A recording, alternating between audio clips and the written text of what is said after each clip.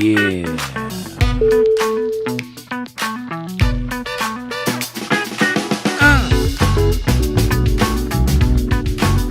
Can you dig it?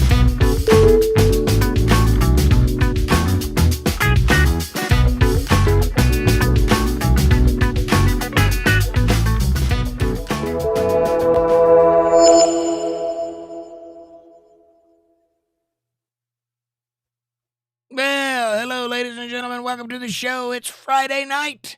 I'm your host, Jake Johnson. I know it says Wednesday. I'll fix it. This is Untethered Live on a Friday night. How is everybody? Stefan, you get the gold star tonight. How are you doing, sir? Good to see you. Amanda, she says, hi, chat. Good to see you all. Happy Friday. Hope everyone has had a good week. Hi, Jake. How you doing tonight? Well, I'm doing fine. It's Friday. It's finally Friday. You know, I can kick back and relax a little bit. Anyway, I'm warping through space as we speak. You know what I mean? Amanda says, hi, Stefan. Here's your gold star, complete with shines. I don't know what you call those things. Stefan says, I hope everyone is great.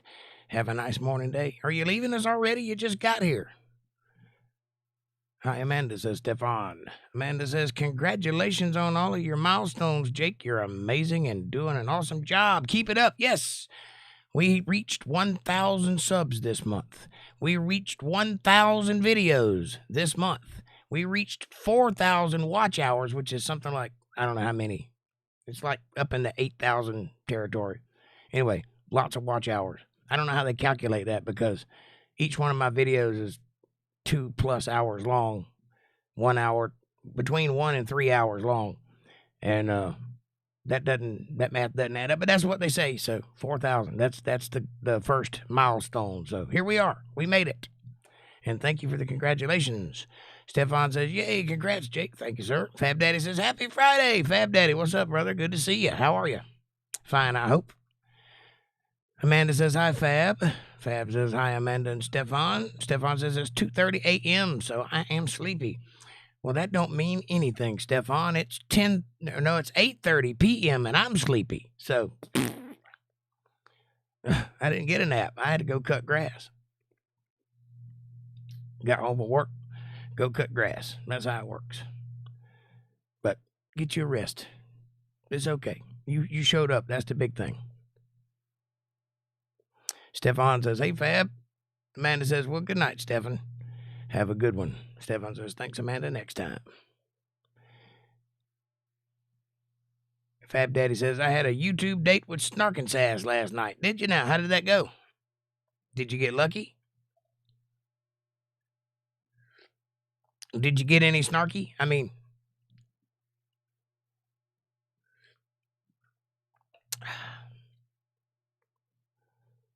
it went well. Good. I'm glad you guys had a good time. She's much more down your alley of thought processes.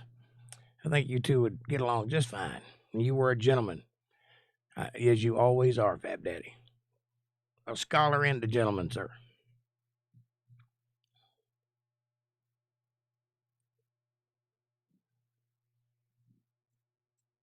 Well, I hope you had fun. That's good. I'm on a YouTube date tonight with all of you. So watch out. I'm kind of pervy.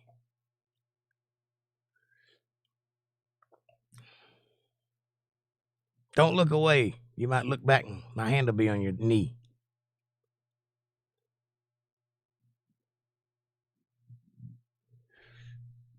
Amanda says, LOL, nothing new there, right? That's a good day. That J-tag looks fantastic on you guys, by the way. Those of you that have them, makes you look sexy.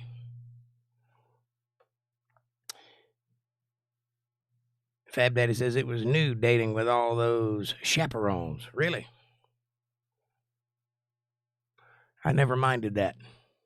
I like putting on a show, so it's okay. My whole life, one way or another, is a spectator sport, so I'm quite all right with that.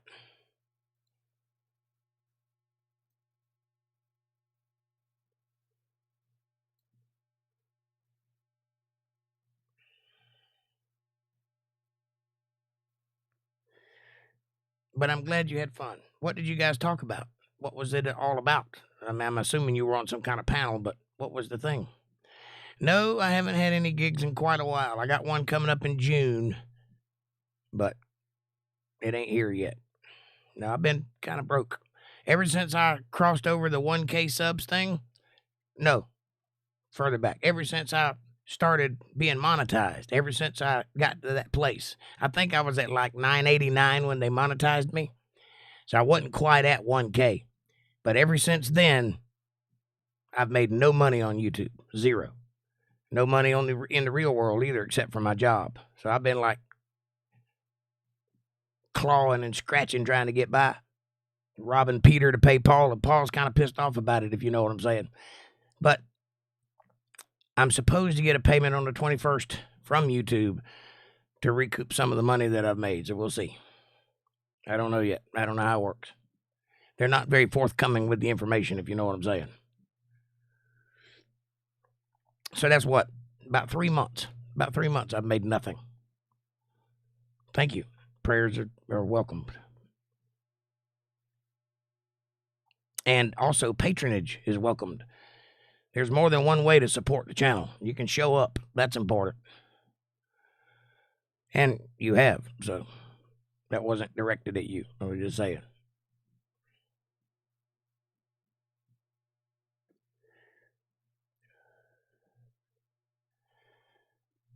But anyhow, back to you. Let's not talk about me. Let's talk about you. What was the thing you were doing last night? And how come I wasn't invited? Nobody wants the old stick in the mud around, do they? Can't take it. Ain't right for the channel.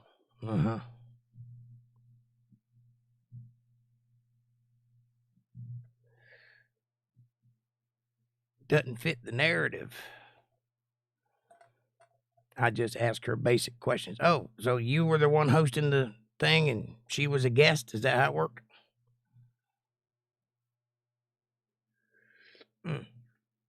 Cool. So it was a Q&A kind of thing. Okay. Understood. Linda Davis, how are you? Welcome to the show. She says, Good Friday, everyone. I don't know why, but you have an accent in my mind.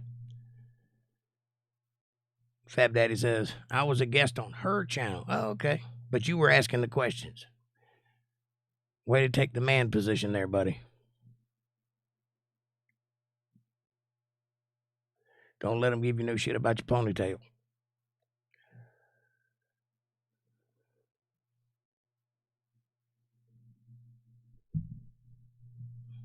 Amanda says, Hi, Linda. Tonight is my 1,000th video. For those of you keeping score, 1,000 times I've been on this show for you. I'm happy about that. It's a achievement. I don't get anything for it, but I'm happy about it. Fab Daddy says, I noticed that women like to talk, which is why you need to wrest control of the situation. It's the man's job to do that. Let them talk, but, be in charge.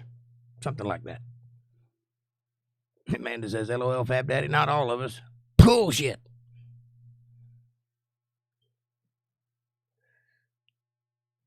With love.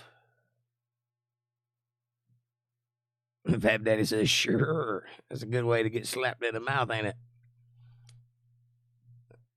I'm giving you all kind of bad advice, ain't I?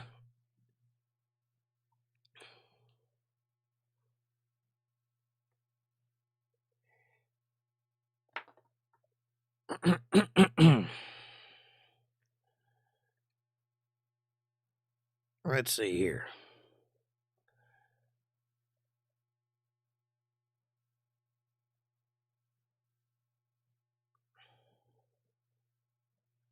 Shall I continue?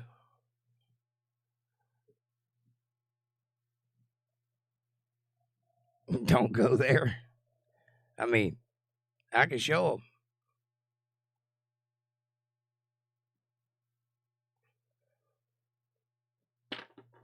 Anyway. Uh-oh. Fab Daddy says, I got new hair, a beard. I got new hair and beard clippers today. Cool. Did you clip it and did you do your hair? It doesn't matter if you didn't do your hair. Clip that beard. I try to keep an even line across my mustache. Happy 1,000, says Linda. Thank you very much. Fab Day says, it's a good thing because my beard's getting too long. Sadly, I cannot grow a beard. I can grow a filthy mustache, but I cannot grow a beard. I just look more and more increasingly like a hobo. I don't know why. I guess it's the Indian in me, but it just won't come out. All my friends have big, filthy beards that hang down to here, and I just can't do it.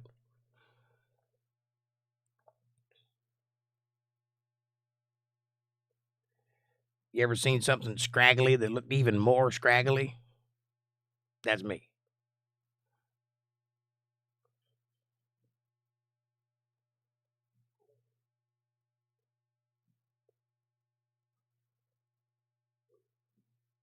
Amanda says, LOL, well, anyway, maybe to you. Well,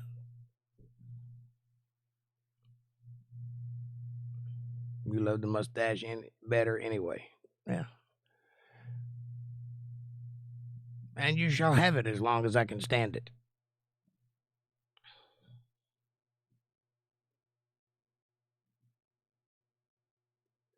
But at some point,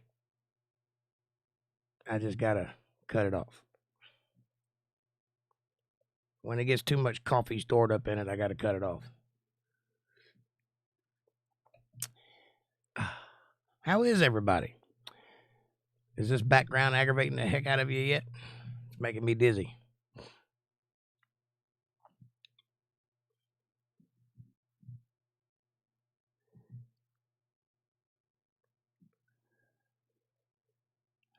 Yep, it only takes a day or two.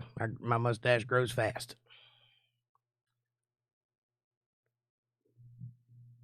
I have to trim it every day. So.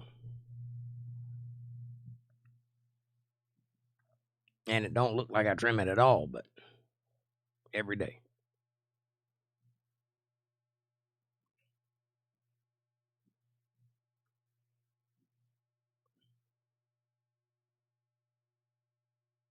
But I hate shaving. I hate it with a passion. I have a very sensitive face. So if I shave more than once in a week, I look like I got herpes. So I just do the 5 o'clock shadow thing. Just keep it buzzed. It's the best way for me. Also, somebody told me that made me look intelligent. I don't know if that's true or not, but that's what they said. Of course, somebody also said wearing glasses makes you look intelligent, but I think it makes you look blind. Who am I to judge?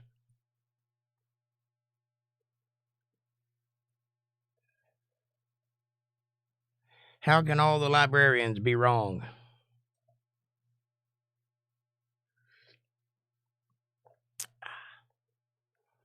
What do you think, Fab Daddy? You got a beard. You can weigh in on this topic.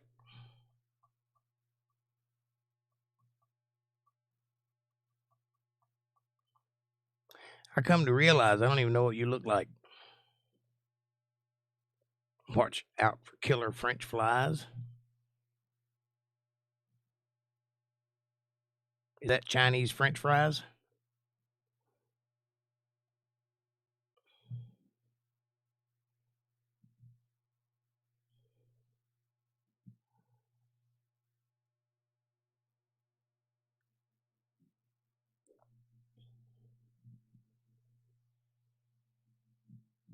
I know you've been on this show before, but it was a long time ago.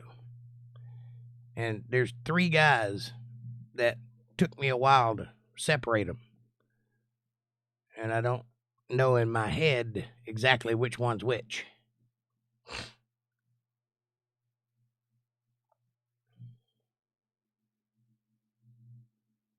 Change my background. You got it. How about that?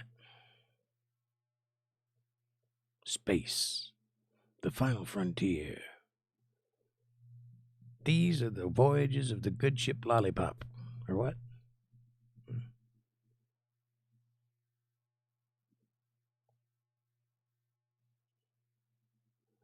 tulips. I don't have any tulips. I got some. Let's see. Dan, dan, dan, dan, dan, dan, dan. Sorry.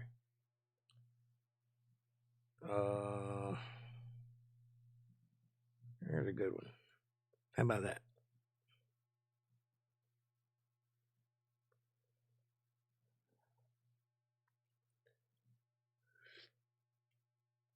Oh, you like my sister's tulips? Oh, the little thing that, yeah. Little embroidery. Yeah, those are nice. But alas, I'm not at my sister's.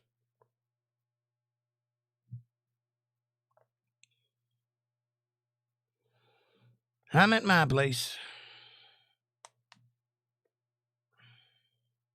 Fab Daddy says, thank you, Amanda, for the tulips.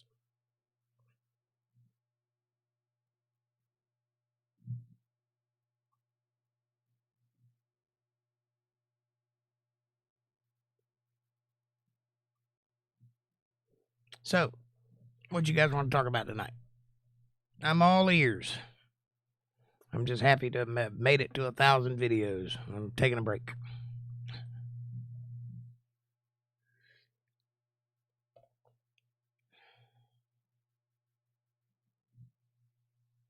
Colin Hill, the middle. What's up, buddy? Good to see you. He says, hey, Jake. Hey, how are you? Glad you could drop in. Amanda says, hi, Colin. Summer's just around the corner. Yes, it is. It's already hot. I've been sweating all afternoon. That's why I put my thin shirt on. I just got finished cutting grass and it was hot. Still hot.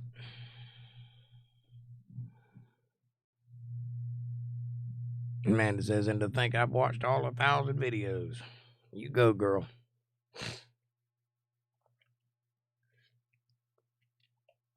So have I. More than once. Colin says, I made $92 on 241 pounds of non-ferrous metal today, or yesterday. Congratulations, Colin. I'm glad you did that. You rid the world of ferrous metals. That's beautiful. Amanda says, it was 94 here today with 98 humidity. It's sticky. And I hate it when it's sticky. Ooh, I bet that's a good sight. Swimming trunks and a Hawaiian shirt.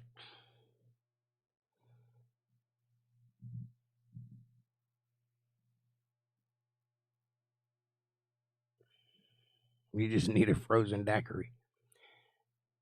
Daiquiris make me ill. I like my whiskey straight up. Daiquiris make me ill. Someone touched my touch and had to get mad enough to kill.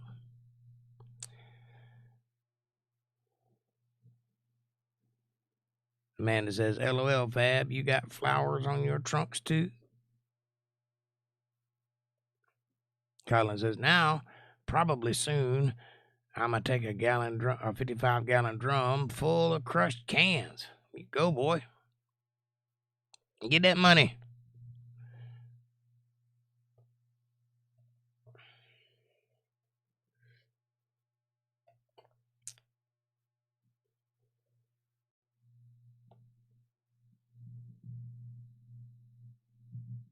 That's good for your spirit, earning that kind of money at your age.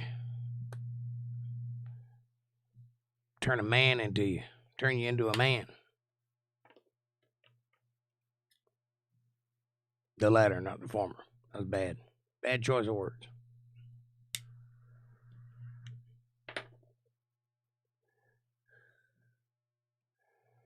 You have a 94-pound electric motor. A lot of copper in that. A lot of copper in that.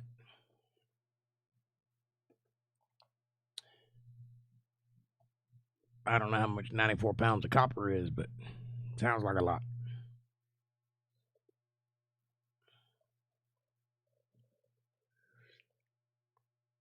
I don't even have a 55-gallon drum.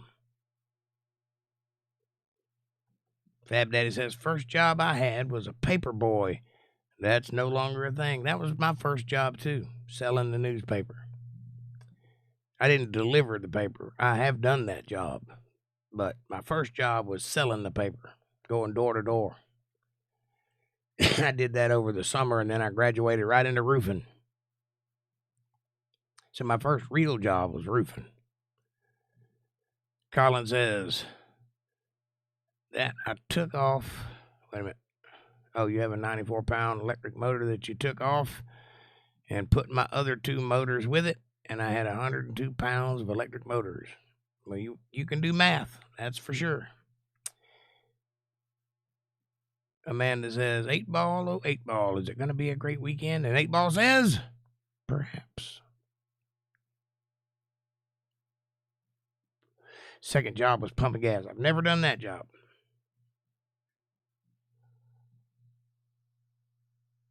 You go there, Colin. Excellent.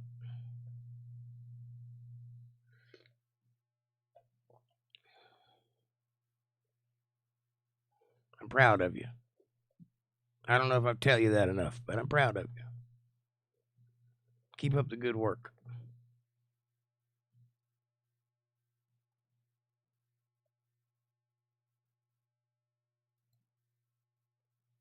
Linda, how are you doing tonight? You're awful quiet.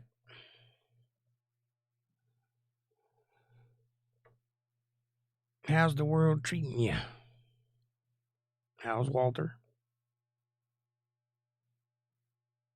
How are things and stuff?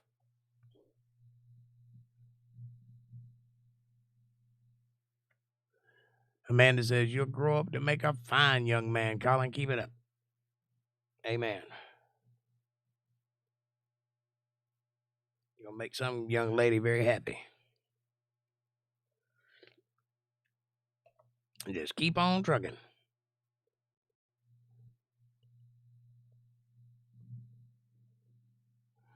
Amanda says, by the way, smash that like button. There's 10 people in chat. There's only 4 likes. Come on now. Hit that like button. It's free. Help us out. Help us get recommended to other people.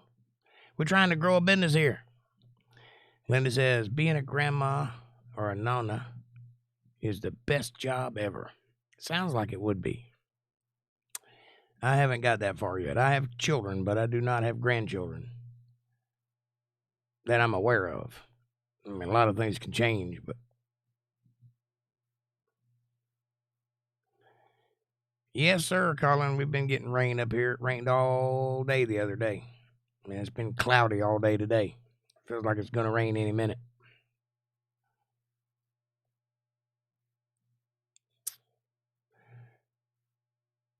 I haven't seen him this weekend yet, or this week yet. Hopefully he will be home tonight. I hear you. I hope so, too.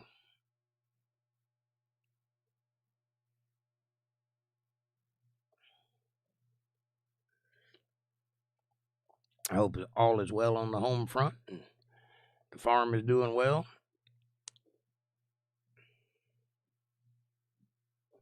Colin says there was like 2 tornado watches 1 or 2 days ago. Yep. Here in Texas. Is that where you're at? Texas. Okay. Fab Daddy says Texas got flooded bad. Recently? Or a while back? Because I remember the while back one.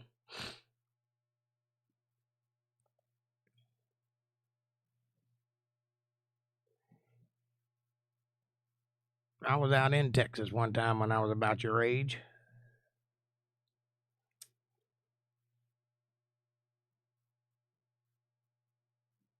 Colin says Houston had a storm worse than Harvey. Wow. Like yesterday, Jake. I hadn't heard about it yet, Fab Daddy. That's crazy. Amanda says Texas always floods. Well, I would think not, but there is a Stevie Ray Vaughan song called Flooding Down in Texas. So apparently it's happened before. Colin says it was like 110-mile winds.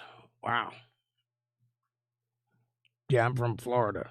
That's like Tuesday.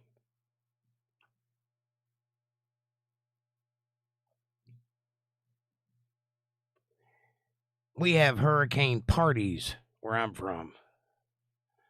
like a tailgate party, but with lots of wind. Daddy says, and you don't know about killer French flies?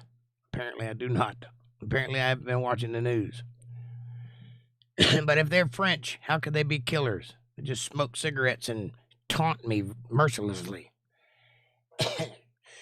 I'm French, I don't care. Look at your mustache. You call yourself a man? I wave my private parts in your general direction.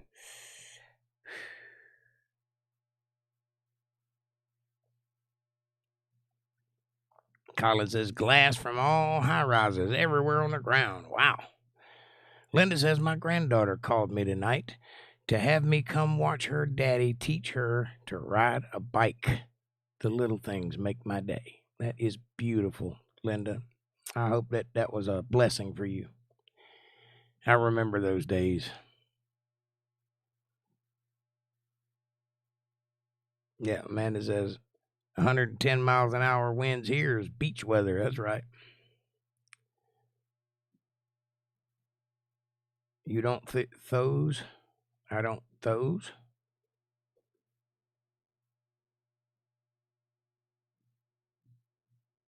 Those. I don't know what you're saying there, buddy. Amanda says, LOL, Jake. You sew that too well. You do that too well. What? The French accent?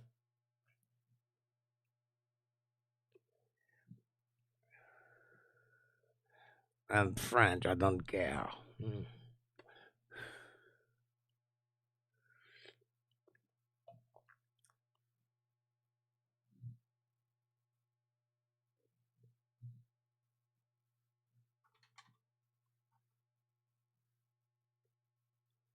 You know how it be.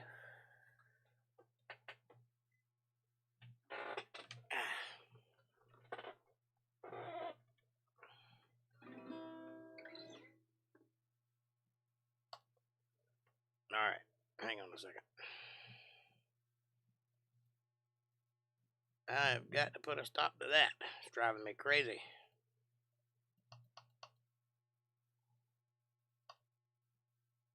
There, that's better. I'm a hot mess. How dare you?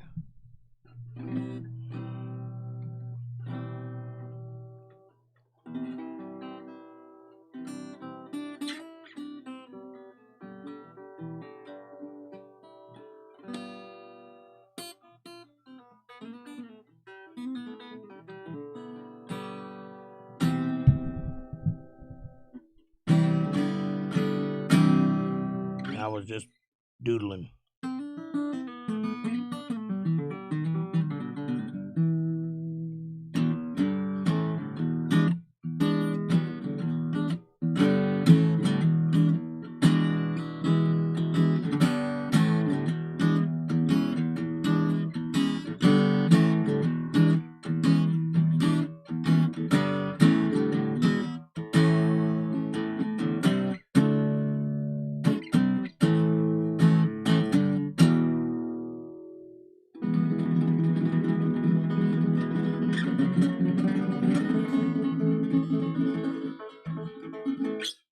You like to hear me doodle, eh? Fab Daddy says an escaped convict named the Fly from France killed his transportation officer in a daring escape. Sounds like a Batman comic. Colin says, Jake, and you know how I told you I made 200 on scrap? Hopefully, when I load my trailer again, I'm going to have more than that. Because I have 2 full burn barrels of trash, a mower, and an old gas cylinder. I hear you calling. You like hearing me doodle? Can Jake yodel? Not anymore. I used to could. Back before I lost my voice, I was one hell of a yodeler. But I can't do it anymore. I don't have that upper falsetto anymore. It died. I used to do a song called Night Rider's Lament. Something like, one night while I was out riding. Graveyard shift, midnight till dawn. The moon was bright as a reeking light from a letter from an old friend back home. He asked me, why do you ride for your money? Tell me, why do you rope for short pay? He ain't getting nowhere and you're losing your head.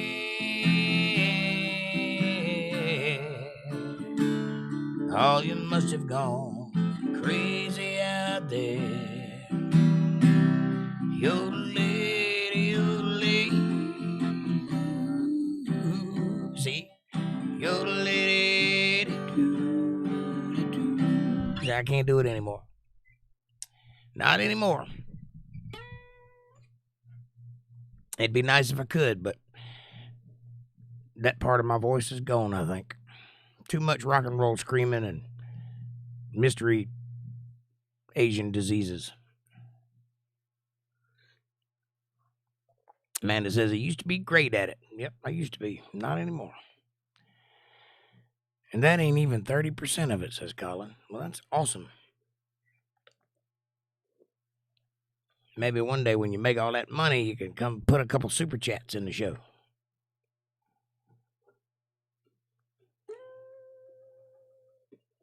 Amanda says, I remember when you used to do that song. You rocked it back then. I rocked a lot of things back then that I can't rock anymore. That's all right, though. I have a YouTube channel now, so now I can subject that to you guys.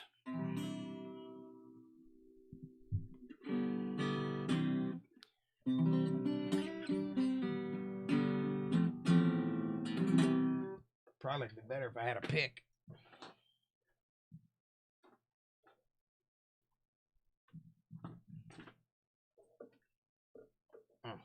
I got one.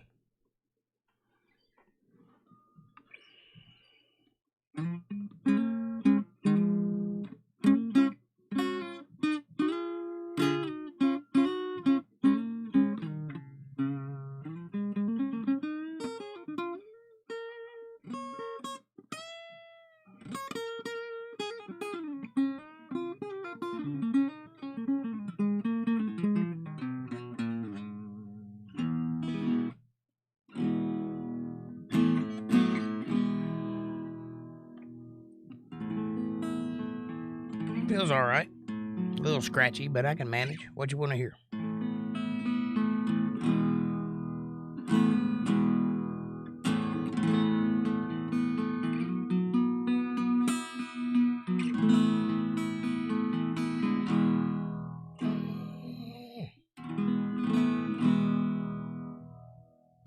There's a girl trying to steal my heart, and I'm tempted.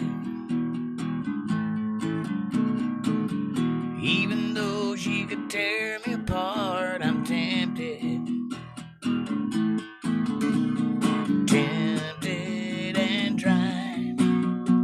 Deep down inside, I can't deny that I'm tempted.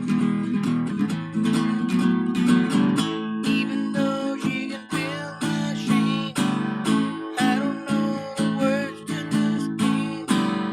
And bam, bam, bam, bam, bam. Anyway, there's a little Yardbirds tune, type tune.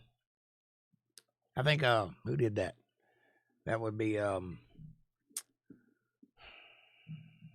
Marty Stewart did that song.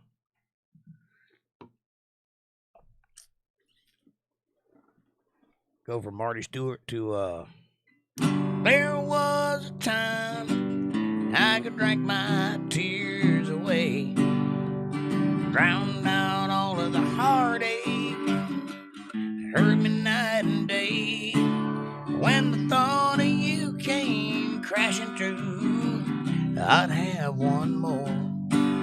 Now the whiskey ain't working anymore. I need one good honky-tonk angel, turn my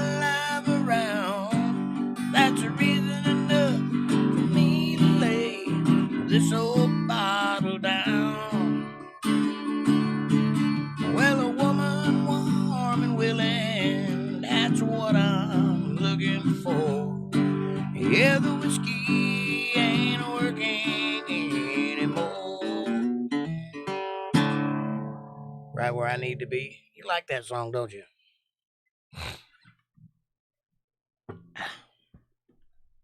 I gotta get comfortable. Hang on. This is getting difficult. Can you guys hear all right?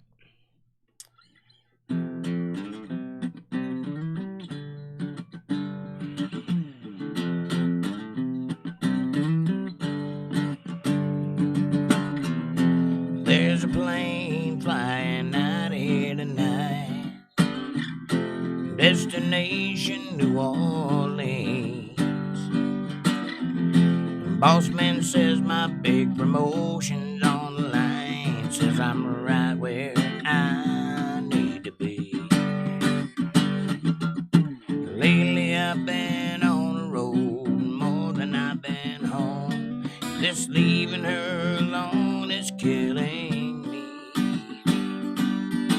Holding her right now has got me thinking more and more. This is right where I need to be. Where when I hear her, I can see her, I can smell her sweet perfume. I can feel her skin against me when I'm deep. Where I won't miss her, I can kiss her anytime that I want to. Yeah, that's right where I need to be. Yeah, that's right where I need to be. Yeah.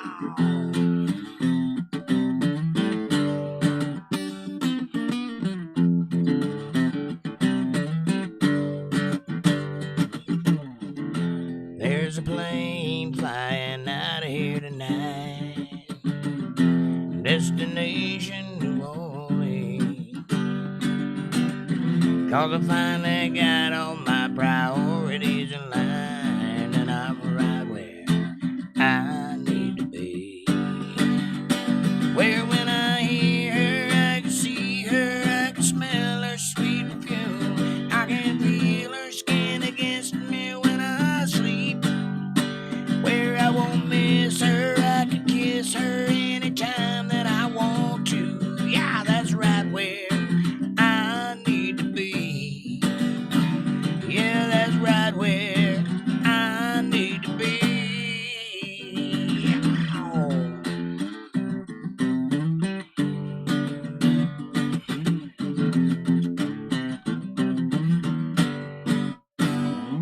There you go. Linda says, I like that song too, Amanda. Fab Daddy says, you all have a great night. I got company at the house. Be kind. Rewind. Fab Daddy, thank you for dropping by. Celebrate the 1,000 videos. Smoke a doobie on me. Amanda says, that's a great song for sure. Thank you. And night, night, Fab Daddy. Enjoy. Linda Davis says, have a good night, Fab Daddy. And Walter Davis is in the house. What's up, Walter? Good to see you, my friend. Says, hi, Linda. I'm driving home. Walter says, good evening, all.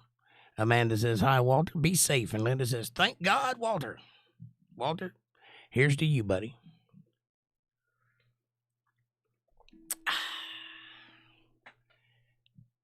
Ouch. My knee is pressed up against the desk. And I got a big knot on my knee. That ain't fun. Ain't nothing I can do about it. It's been there since I was born. All right. I'm trying to get it where you guys can see my hands.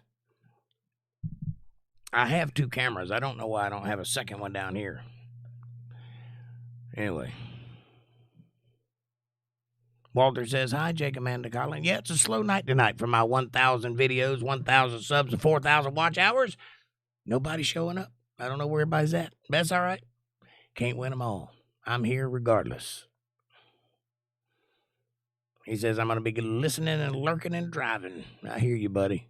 Be safe out there. And if you decide you want to hear a song, type it in. I almost switched guitars on you tonight, but I was much too lazy for that.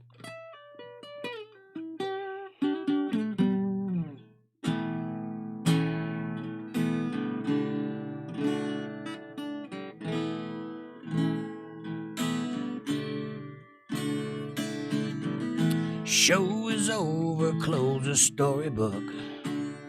There will be no encore.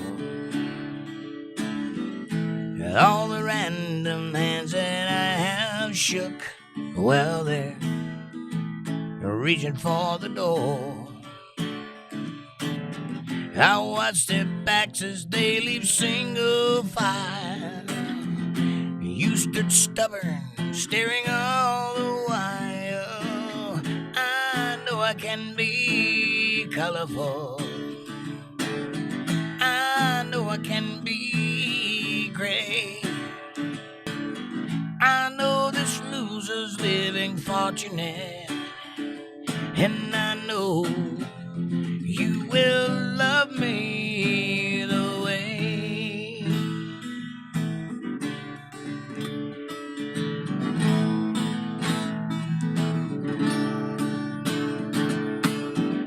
Most were being good for goodness sakes, but you wouldn't pantomime. You are more beautiful when you're awake than most are in a lifetime. Through the haze, it is my memory. You wanted drama, but I gave you comedy. I know I can be colorful. I know I can be gray. And I know this loser's living fortunate. I know you will love me. I know you will love me. I know you will love me the way.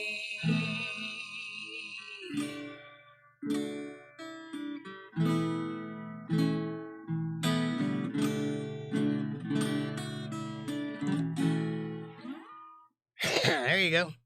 A little Verve pipe music for you. Great band. I suggest you go out immediately and buy their album. It's fantastic. Well, you worked hard this week. You're allowed to be. Allowed to be what? I was showing you my little thing and you didn't even notice. Singing along, says Amanda. You're awesome. Thank you. You're welcome. What was the last one? There's 3 of them. Where's it at? Oh.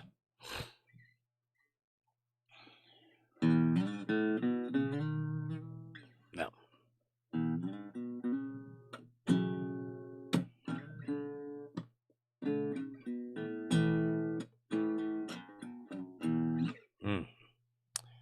Let's see.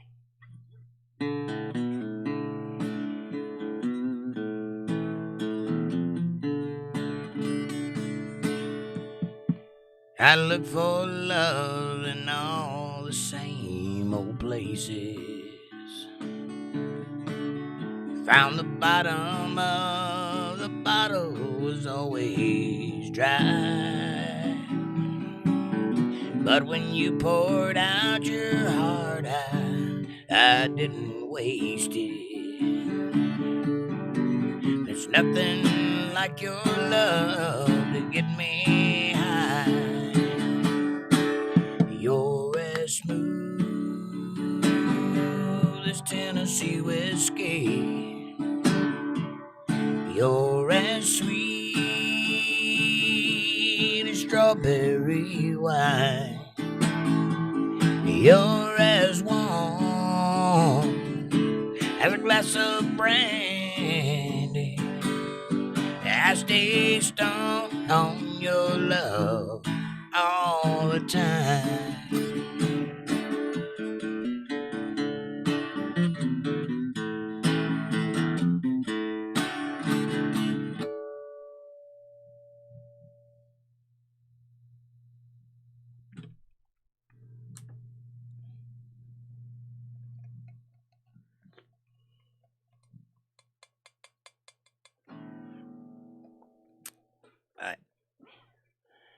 Enough of that nonsense.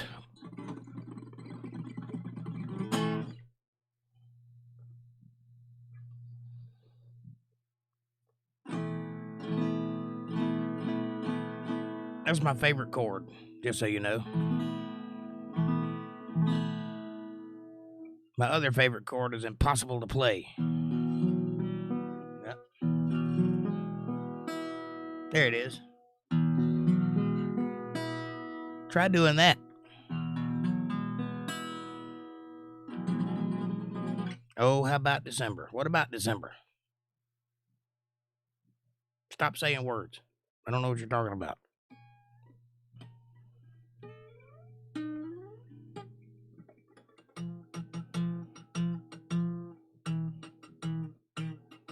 I still don't know the song.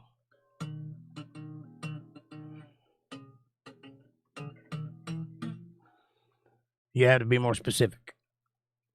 I get that it's a song that I play, but I don't call it that. So I don't know what you're talking about.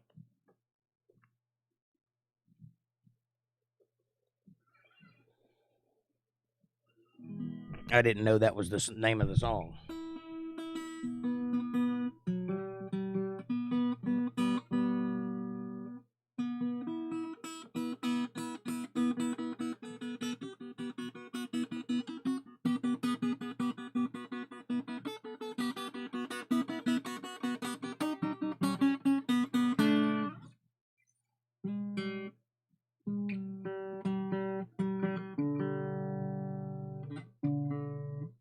Linda, what would you like to hear?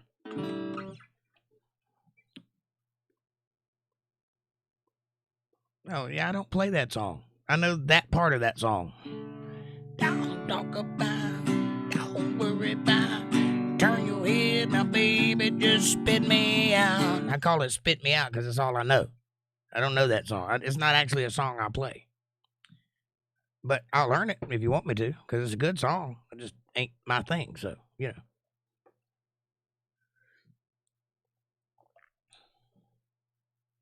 I didn't even know that song. Who would have guessed that song was called December? The tagline is, turn your head, baby, don't spit me out. I also need to learn that other song.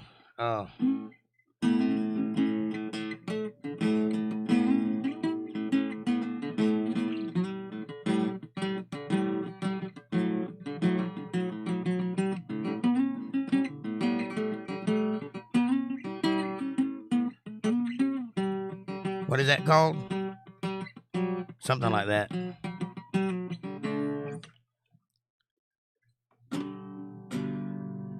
Man, I wish I could remember that song. 6 Days on the Road's a great song. Well, I pulled in the red at your granddad do.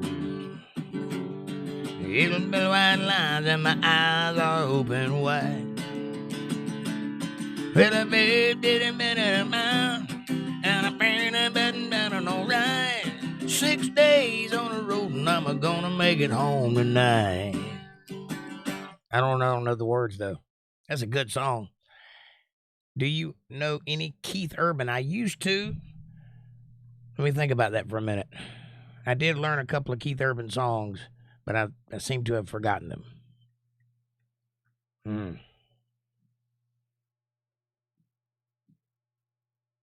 Keith Urban.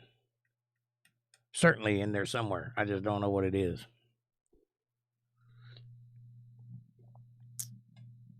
Watch me now. Hey. Oh, shake it, baby. That's called Twist.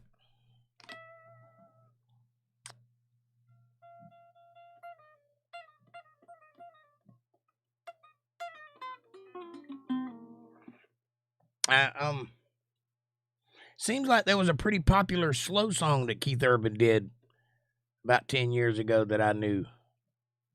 I'd have to go back and look at his songs because I can't think of a single Keith Urban song right off the top of my head, but I know one because the name sounds familiar.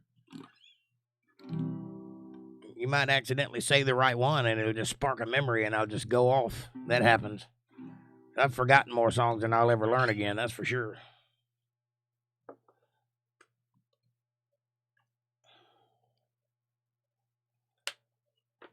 Charlie Hildebiller says, what do you think about I've been working on the railroad? I've been working on the railroad long and hard all day. I can't get my paycheck. I don't think I'm gonna get paid today. I don't know that song. But I have it on good authority that they whistle while they work.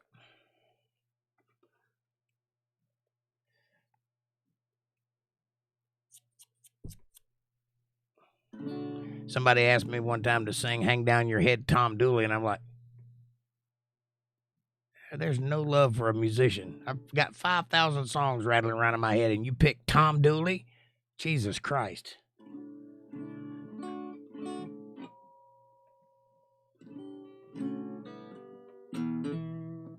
Keith Urban. I got to remember that song.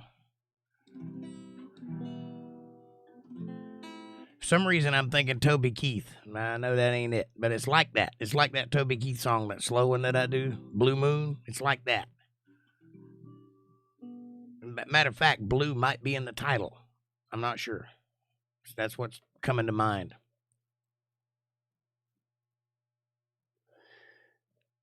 Blue Ain't Your Color might be it. I don't know. Is that a slow song? I'll look through my book and see if I can't find it, because I know I learned it. And back years ago, I used to learn the top 10 every month, regardless. Whatever the top 10 songs were, I learned them. And that was one of them.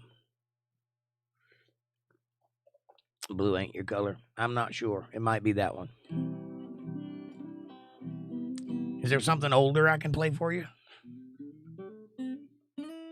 I mean, you can hear anything you want as long as it's old and raggedy like me.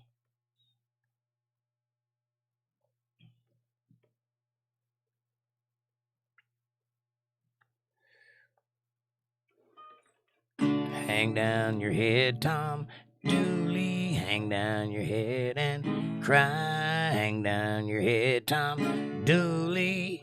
You were surely gonna die.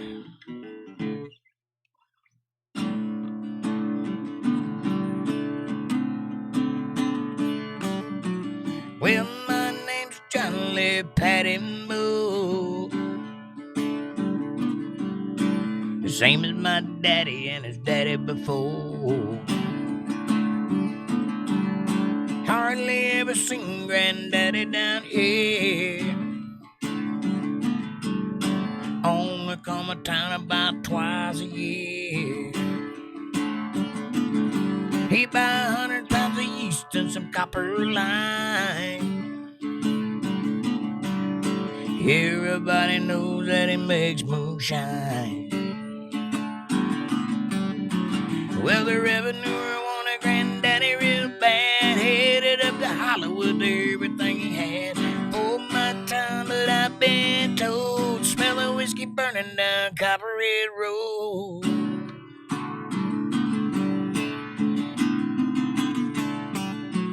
One scotch, one bourbon, and one beer. George Thorogood.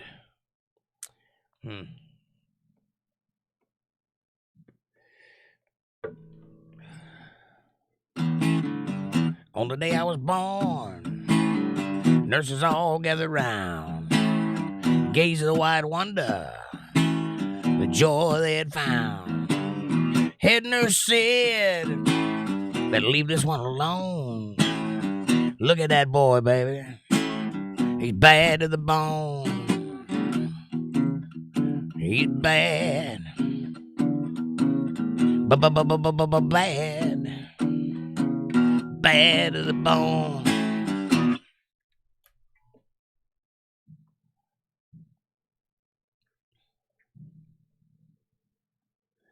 Wow.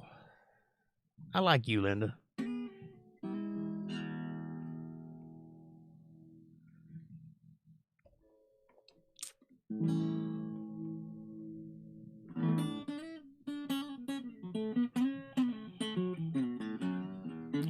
And by the way, just so you know, The reason that most artists don't cover George Thorogood when they play is because it's about economy. All right. A lot of people don't know this, so I'll let you in on the secret. George Thorogood tuned his guitar in a weird way, and he played with a slide. And most guitar players can't pull that off. Especially, not that they can't do it, but when they're playing live, they got to play 40 songs in a night. So the best thing to do is pick songs that are in standard tuning so you don't have to go around carrying 5 or 6 guitars or tuning your guitar all over the place, which is why you usually don't hear those songs.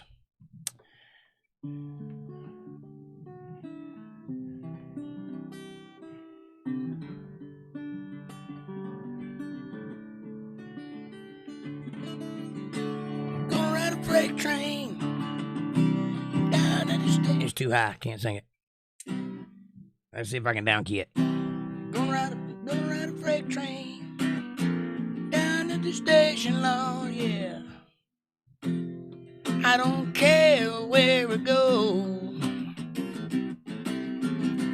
Gonna climb a mountain, highest mountain, Lord. I'm gonna jump off. Ain't nobody gonna know. Can't you see?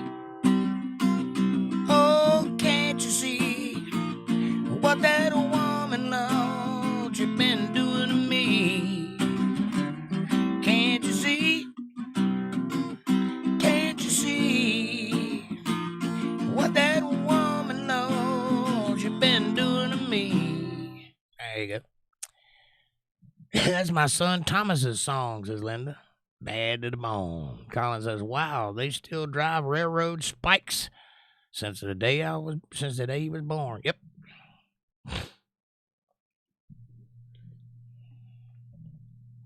Well, if they put out railroad, they have to be put down by railroad spikes. Nails won't work. Amanda says, 8-Ball, is Jake rocking it? 8-Ball says, don't ask me that.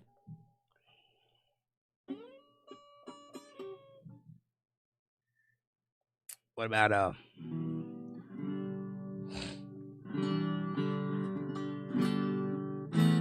finally I figured out, oh, it took a long, long time. Now there's a turnabout, wondering if I'm alive.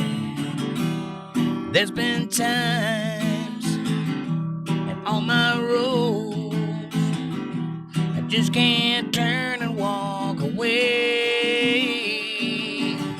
It's hard to say what it is I see in you. Wonder if I'll always be with you, and that words can't say, and I can't do enough to prove it's all for you. Now there's a turnabout, oh, it's been a long, long time. Hope I never trip and fall, wondering if I'm alive.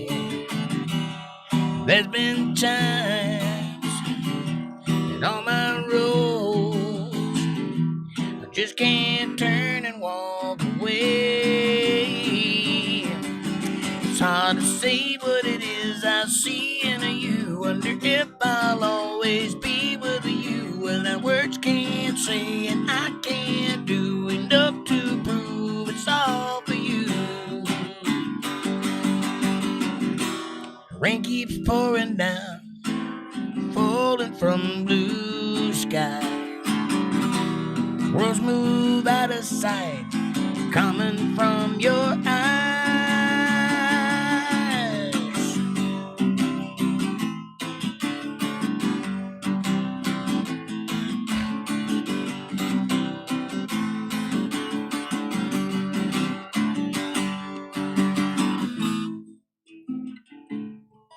Yeah, that's Sister Hazel, but you got it.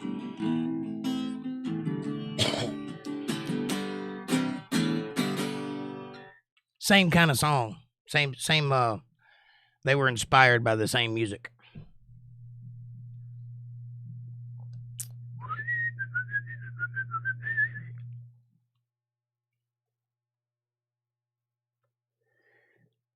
Walter says, yep, they still drive railroad spikes. I've done it.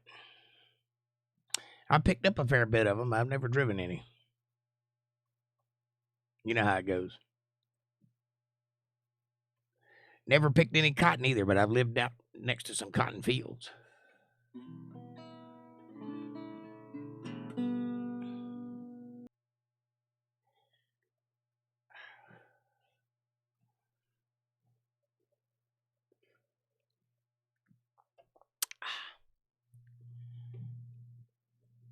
Boy, it's hot in here. Working up a sweat. Where's April and Kevin at tonight, I wonder? I'm starting to feel like y'all don't love me anymore.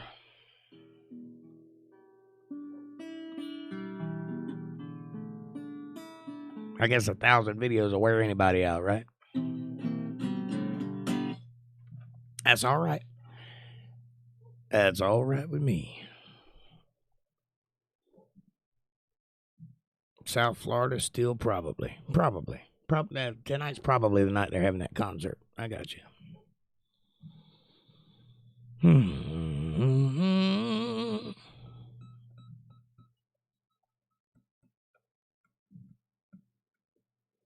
Richard Duggan says it's 80 degrees outside on my porch at 9:35. Yeah, it's pretty hot here too, Richard. How you doing, buddy? Happy Friday. Congratulations on 1,000 videos and 1,000 subs and 4,000 watch hours as of tonight. Hopefully. Florida, hot. Yes. North Carolina, hot.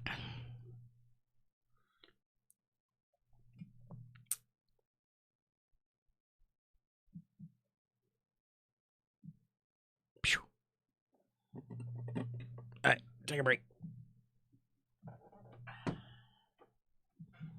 What do you say, Richard? How you doing, buddy? Good to see you.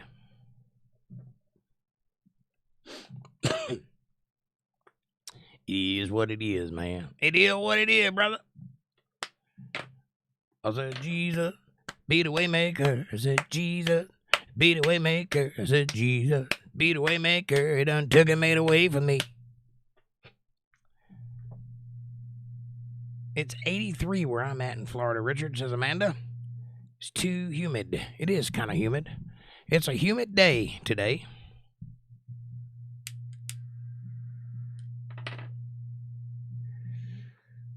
But I did get some grass cut, though, and my yard looks so pretty. Well, the front yard, anyway. Tomorrow, I'll cut some of the side yard. Get a little bit done, anyway. I work so much, it's hard for me to get that stuff done. So, when I get a moment, I try to jump on it. Amanda says it rained here on and off for 3 days. Yep, it rained here on and off for 1 day, but it was raining all day long, on and off. It's better than shoveling snow. That is true. Or clay, which I've done both.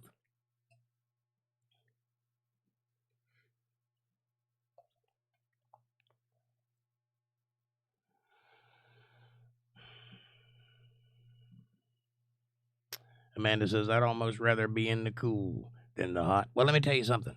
You can put on enough clothes to be warm, but you can't take off enough clothes to be cool. Believe that.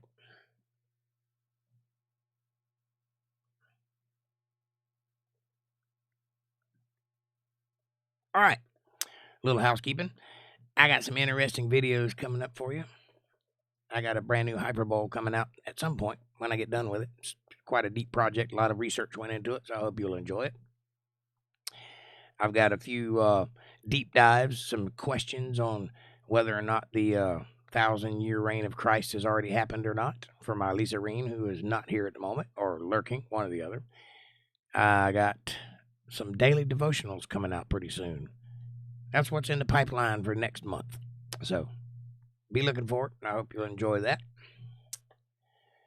It's 59 degrees here in coal country, Pennsylvania.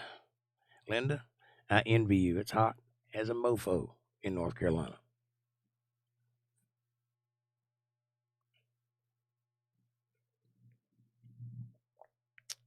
But anyway, that's what's going on. And at some point, I've got a couple new songs coming out. So you'll be able to hear those. Must be nice, Linda. That's window open weather, says Amanda. I don't care if it's 59 degrees. I'm still going to have my air conditioner on. Right up until it gets about 14 degrees outside. Well, 28. When it gets to 28, that's when I'll cut it off. But other than that, it stays on. Must be nice.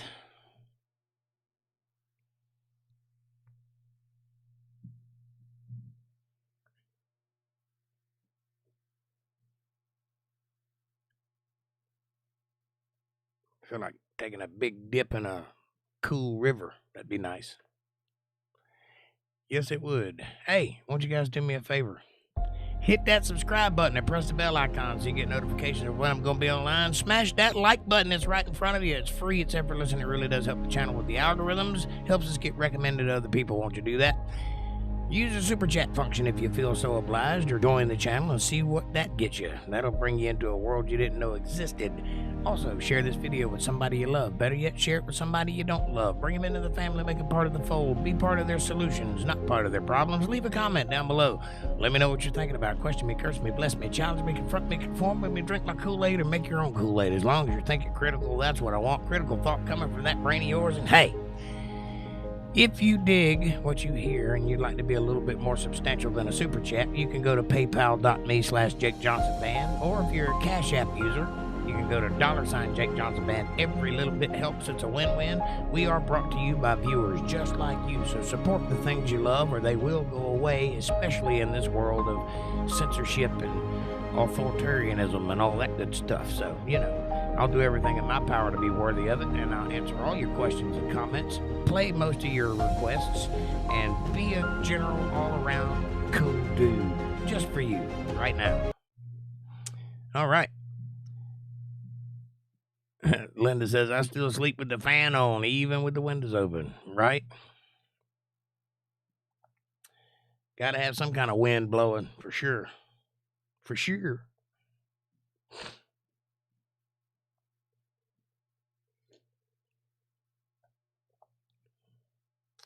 Amanda says, I'm a fan person too, Linda. I am too in the summertime, not in the wintertime. It gets cold around here. Richard says, white noise. What do you mean, white noise?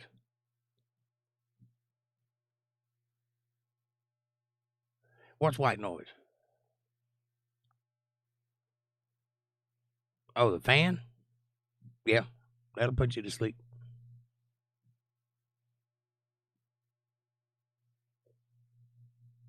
My air conditioner hums, so it's good. Helps you sleep. Yeah, it does. Put your brain into theta waves. That's why it helps you sleep. Me, I have to have a TV on. And that's because my brain don't ever shut off, even when I'm asleep. And if I sleep in silence, I will toss and turn all night and have all manner of wicked dreams and wake up freaking out and not knowing where I'm at and all that kind of stuff. And I just turn the TV on and it makes that go away because I'm subconsciously concentrating on whatever's on TV, and then I can rest. Other than that, it never shuts off. You think it's hard watching me for an hour? Try living with me. It never goes away. 24/7. Blah. They have a word for it. I don't know what it is, but they have a word for it.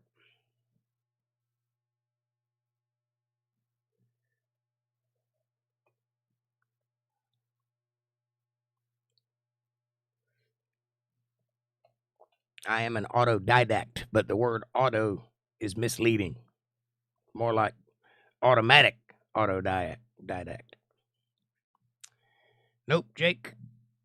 All year long for me, says Linda. I hear you.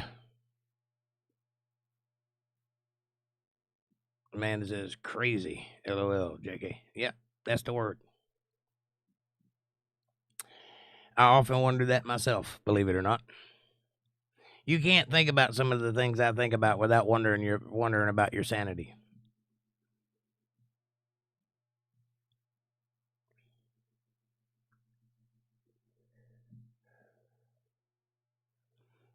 I go down some rabbit holes. Always have. First time I remember thinking about things like that, I was about 12 years old on a school bus while all the kids were throwing paper at each other and hitting each other in the back of the head with books and all. I was thinking about physics and the micro and macro universe and things like that. That's the kind of stuff I got up to as a teenager. Fun, right? I bet I was fun at parties.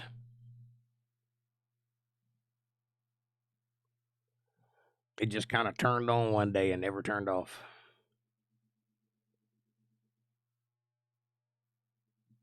But I suppose it's entertaining for an hour or so. That's why they make movies about people like me.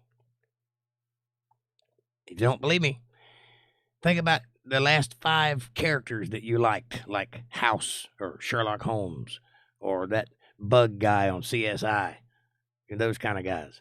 They're all like me, even have some of the same habits. I pick locks for fun, too. Although I couldn't tell you the difference between a cigarette ash and a tobacco. I couldn't tell you the difference between a short and a long cigarette ash. But Sherlock Holmes could.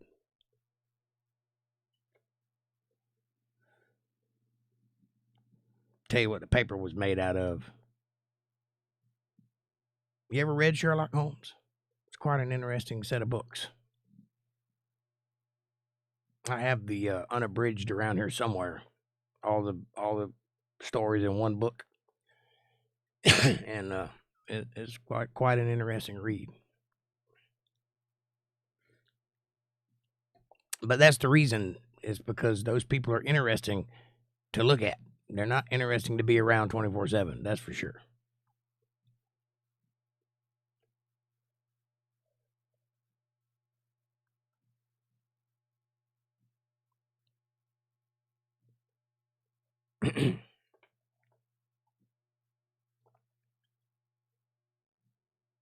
But that's why God invented TV, to give us something to do.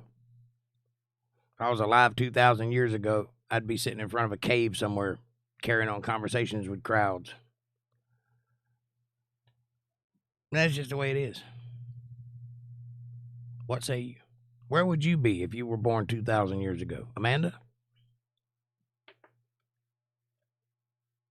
Do you know yourself that well? Do you know where you would be? What you would be? What kind of person you'd be? Amanda says, LOL, lock you in the studio and feed you chicken, coffee, and Mountain Dew. Smart. I wouldn't need for nothing then. Linda says, do you know the song Meet in the Middle? Yes, but it's very high.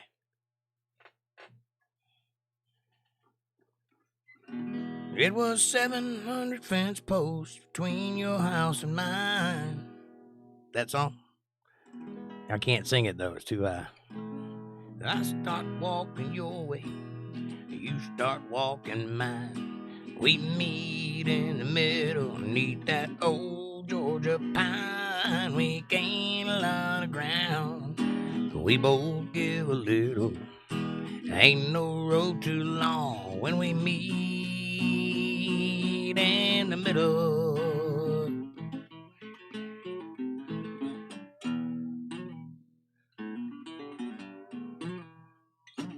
Anyway,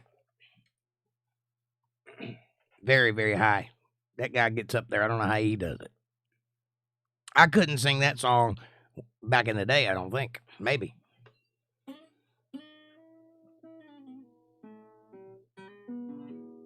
I like Diamond Rio, though. That's a great band.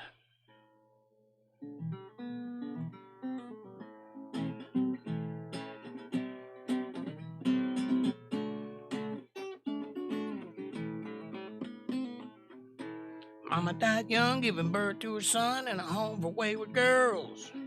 Daddy was a sidewalk soapbox preacher looking forward to the end of the world. Every Friday night he'd pick a fight down at the local pool hall, racking up souls, condemning all those caught behind the 8 ball. He said, I preach the light shows the way. Don't you ever trust what the government say. We never walked on the moon. Elvis ain't dead, you ain't going crazy. It's all in your head.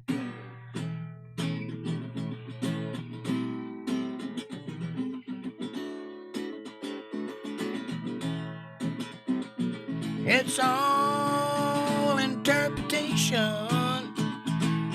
Find the truth, you gotta read between the lines. Work out your own salvation. Heaven's on a blade.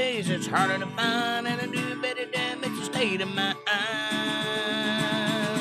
State of mind. Yeah, I like Diamond Rio. Great band. One of the most unique guitar players I've ever heard in my life. That guy. I can't even think of his name, but he was very interesting to listen to. Very bendy.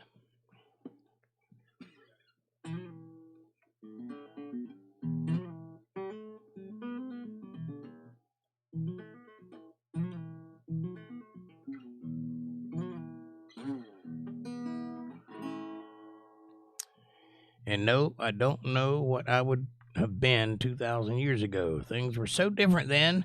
But if I had to guess, I'd say wife and mother, since that was the times.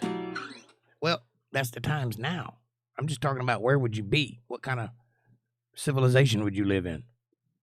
What about you, Linda? 2,000 years ago, what would you be? Richard says, I'd be a carpenter. Now, see? He knows who he is. I would be like a Socrates type. Not saying I know anything. I'm just saying that's the type of person I'd be. And there's different kinds of people in the world. My dad, for example, was a builder. He knew everything about welding. He had, those big photo albums that are like that thick that you can buy at the store. He had like 4 of them full of certificates. He knew everything. He could read blueprints at a glance, draw them free-handed, and then build the thing he drew. Didn't know anything else at all. Couldn't talk to him about anything.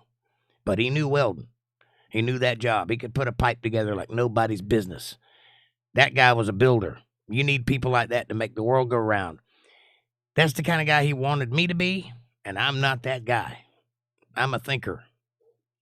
I think up the shit he builds. And that's just the way it is. And I can't change that. I wanted to be that guy. I worked hard at it. But when I get up at 5 o'clock in the morning, I'm groggy all day long. I'm fighting all day just to keep up, keep my brain active. If I sleep till noon and stay up till 5 o'clock in the morning, I'll sleep 4 hours a day or whatever. And I'm fine. That's my internal clock. But I never could make that different. And I struggled with that during my life. I really did. I struggled real hard with that, about not being able to be a morning person and get up and go do. I mean, it was always a struggle. It's always a battle.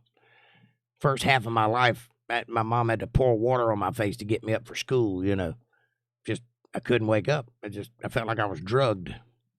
And then I read the Bible, and I realized that God said the evening and the morning were the first day. I'm right, you're wrong. How about that? How about them apples, Mom? So apparently my internal clock is correct, and everybody else's is screwy. That's how I see it. Anyway, there are a lot of things that I can accomplish when I do things within the parameters of what I am. And what I am is a thinker, a deep thinker. And I'm also a deep sufferer. I internalize things and mull it over for years and years and years. I can use that. I can monetize that. I can transform that into something that's better for the world and leave it here for the world. A lot of people can't ever find that because they don't know who they are. Know thyself, the Romans said, or the Greek said, or whoever it was. Know thyself. And that's true. You must know yourself. Know who you are. Know what kind of person you are. You're not just like everybody else. Everybody is not created equally. There are different things for different people. Linda says, I was born in the wrong era as it is. I would probably need an herbalist and wife and mother. You'd probably be a herbalist. Yeah, see, now that's great. That's a good thing to know that about yourself, to know what your strengths are. May I make a suggestion? Start reading up on herbs and go out and make you some home remedies and sell them on the internet and see if that doesn't put you in the right frame of mind. I'll get you started. There's a thing called wild lettuce. You can take that wild lettuce and chop it up into little bitty pieces and put it in a pot with water just enough to cover it and heat it up, but don't boil it. Just heat it up until it turns mushy and then drain all of the goo off of it. And you can make like a jelly, which is as potent as morphine. There you go. There's your first one. Try that. Amanda says, well, since they didn't have automobiles back then, I'd have to say a cook or a medicine or some sort. Well, what makes you think they didn't have automobiles back then? Who told you that? And whoever did was lying to you. People have been getting around since we've been getting around. We didn't have cars back then, but they did have vehicles. And you could probably fix a wagon wheel or be a blacksmith or something. But it's also true that you can be anything you want to be. I don't know if that's actually true, but it's true in principle. In principle, you can be anything you want to be. If you set your mind to it, you can make it happen. But there's also a true statement saying that you do have a prescriptive programming, and you can do best within the realms of that parameter. So you could be an actor, for example. And there's a lot of people that do that, go against their natural programming. You could go be an actor. You'd suck at it, and you'd probably never be a famous actor. But you could be one. That's your choice. But mechanic would probably be better for you, or something in those lines, something tactile, because you have that kind of mindset. You have a very good spatial awareness. And you're a lot deeper of a thinker than you give yourself credit for. I've been talking to you for a while, and I can tell you that you have all the makings of a wise person. You just don't have the knowledge to fill that up. That's it. There's a difference between being smart and being empty. There's a difference. I know a lot of smart people that have no education whatsoever, and they're the smartest people I know. But they couldn't communicate with me in an erudite way. They couldn't say proper sentence structures and things like that. They couldn't pronounce words right. They don't even know a lot of words. That doesn't make you smart. Book smarts and smarts are not the same thing. This is a problem that modern day academia has because they have equated intelligence with being able to remember things. That doesn't make you smart. Linda says, my sister and I make some great salves and tinctures. I don't know that word. Tinctures? I think you mean like medicine. And homemade soaps. Homemade soap's a good one. You guys sell that stuff on the internet? You have a website and all that? And yes, I would love to have a jar of natural painkiller.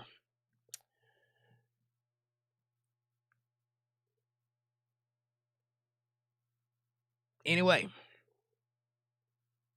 it's interesting how the mind works. And it's interesting that there's so many different variations on that. It's almost like there was a plan behind putting people together. Because if you're going to have 8 billion people, it'd probably be good if they didn't all feel exactly the same way, or know exactly the same stuff, or go in exactly the same direction. It's almost like it was planned that way. I would caution anybody to consider that before saying something as foolish as, there is no God. Really? Do you have any idea that this world isn't even actually here? Don't believe me? Look at the science. One of the things that scientists are wrestling with, and I'm not talking about all scientists, by the way. If you talk to the scientists that work at academia, work at colleges and stuff, they're probably all atheists. But the top scientists in all the top fields, the smartest ones, the top brain surgeon, the top philosopher, the top biologist, those guys are Christians. Wonder why? I'll tell you what, because they have found out things that make them wrestle. They started out as atheists, but they converted. Why? Because they got headfirst up to things they couldn't answer, like the world is made out of almost nothing. Think about that. This table, pretty solid, right? If you had a microscope and you went down and looked at this table in a microscope, if you could get down like an electronic microscope and you could get down to the atom level, the one thing you would notice is the atoms were pretty far apart. And what's in between them? Nothing.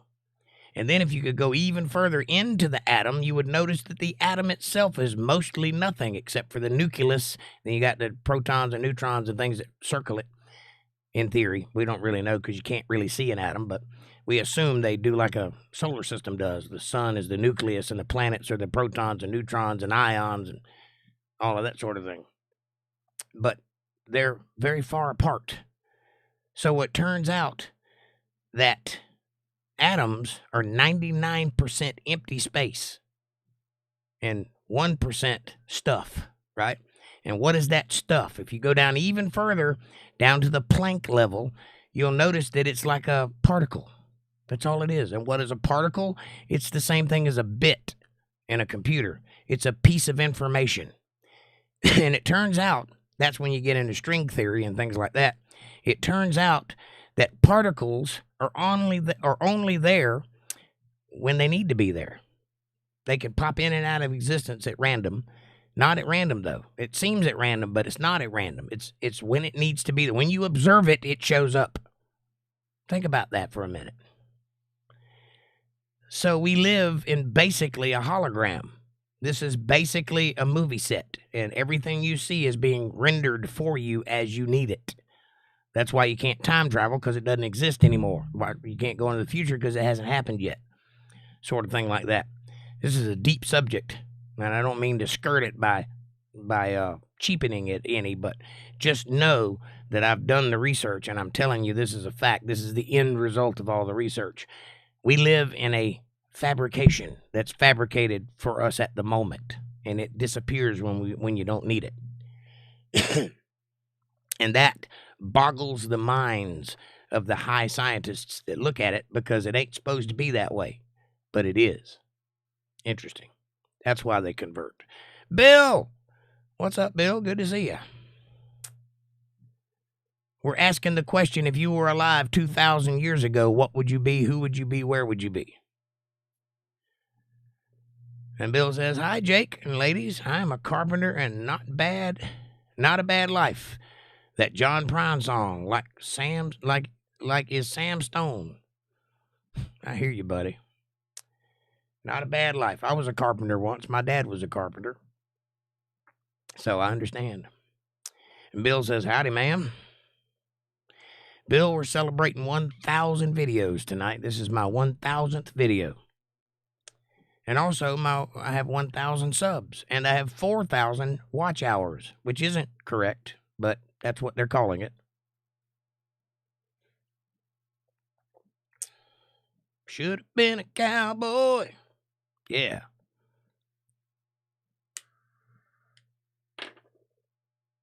Walter, what would you be 2,000 years ago? Interesting that nobody said knight or soldier.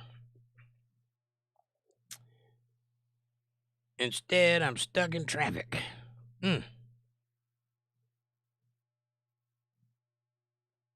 That's rough, Walter. Perfect time to answer the question. You'd be a sailor. Son of a son, son of a son, son of a son of a sailor.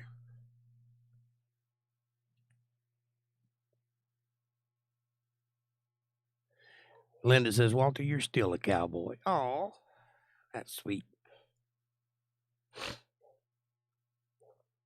Unless she means you smell like horse poo, then that's not sweet. But if she means you look nice in a cowboy hat, that's sweet.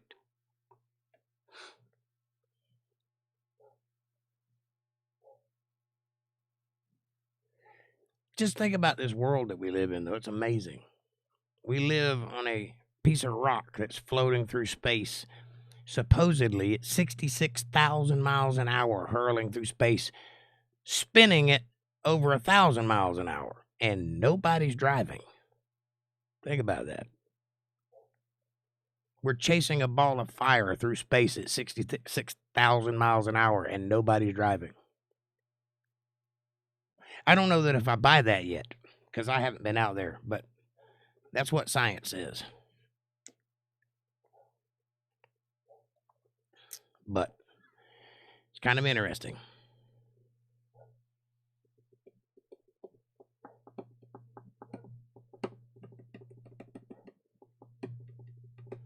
I think I'm going to do a video about physics and about space, time, and matter, about the universe in which we find ourselves living. What do you think? You guys be interested in something like that? If I expound on the stuff I'm talking about vaguely tonight? Is that something that floats your boat?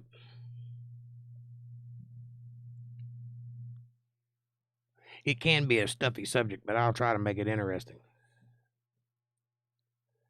That's some deep stuff, says Amanda. Yeah, that's what my brain does. I think about deep stuff. I am a philosopher, so I know. I'm one of the least well-spoken philosophers, but I am one, nonetheless.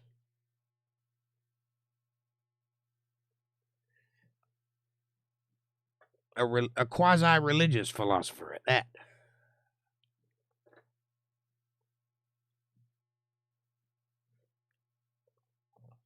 It's a self-driving world, says Walter. Yep. Like a self-driving car. Eventually, it will hit something. Well, it hasn't yet. And apparently, we've been here for a cajillion years. So, that's got to say something, right? I don't think it's self-driving at all. I think there's a plan to its trajectory. And I don't think it's hurling through space like science says it is. I think it's going in an orbit. I think it has a path. And I think that it stays on that path, and it always has. And the reason I think that is because as long as people have been on this earth, which I realize isn't as long as they say that the earth has been here, but it's been quite a while. It's been long enough to make some notice of any change.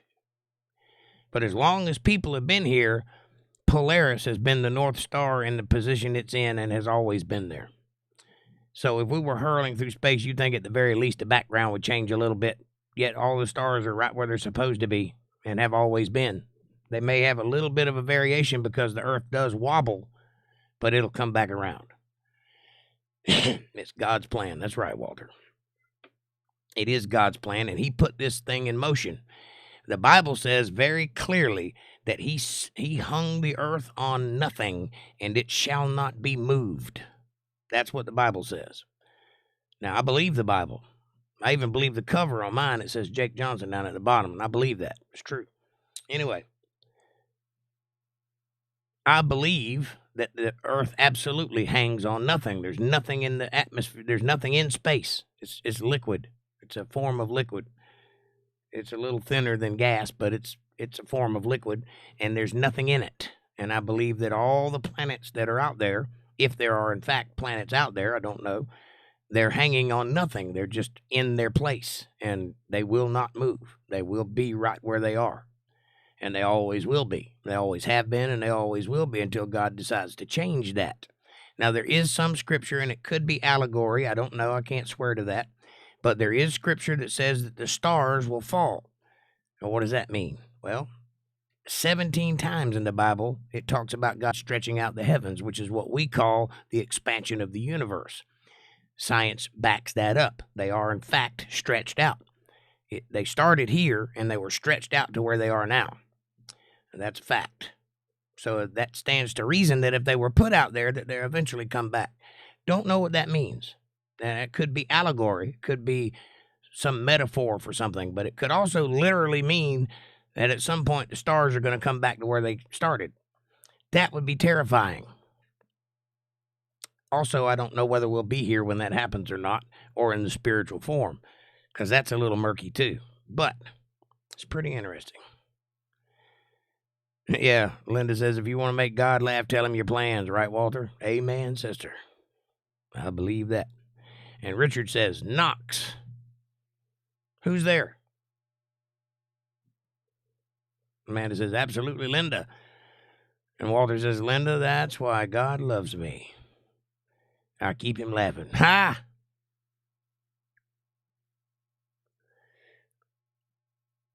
Richard says, until something rocks off our orbit. Yeah, that's not going to happen. I know science likes to be hyperbolic and make people think that at any moment this whole thing could come crashing down on us, but I don't believe it's going to happen. I don't believe that we're ever going to be hit by an earth-shattering asteroid or anything like that. And you say, well, we've been hit before. No, we haven't. Yes, there are holes in the ground. There is no evidence that those holes in the ground caused worldwide extinctions. They're just holes in the ground. Take a .22 outside and shoot it at the dirt and see what kind of damage it does. That's the same kind of damage a rock would do when it hits the earth. The earth is pretty big. It's not tiny. That whole video of like when you watch movies and an asteroid hits the earth and then fire goes and consumes the whole earth, that doesn't happen. That's not real. That's not how dirt works. Most asteroids burn up before they ever hit the ground. It has to be huge even to make it to the ground because there's a lot of friction between the atmosphere and the ground. And most things that come into the atmosphere burn up before they ever hit the ground. Sometimes they get close and blow up in the sky, knock down some trees or break some windows. And very occasionally, something will actually hit the ground. And when it does, I'm sure it's devastating for that area. It's not going to destroy the whole world. It's not going to make everything on the planet Earth extinct. That's not true. It just isn't going to work.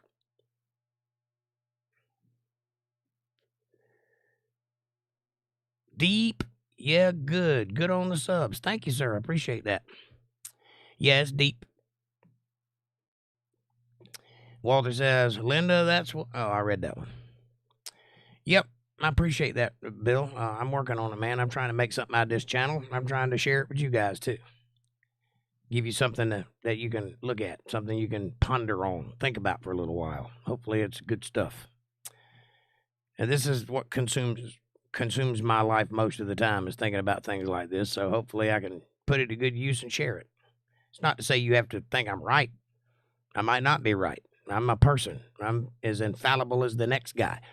But I've done a lot of thinking on the subject. And maybe, just maybe, I'm onto something. I guess that's up for interpretation, whether you believe it or not. But I do see things a little differently than most people do, and I definitely go against the narrative because I think it's largely full of crap. When the narrative tells me things like, if a rock hits the ground, everything on Earth might die.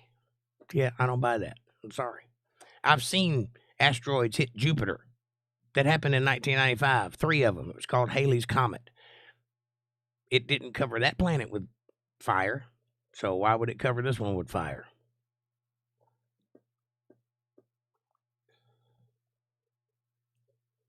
We see rocks hit the moon all the time. It doesn't burst into flames.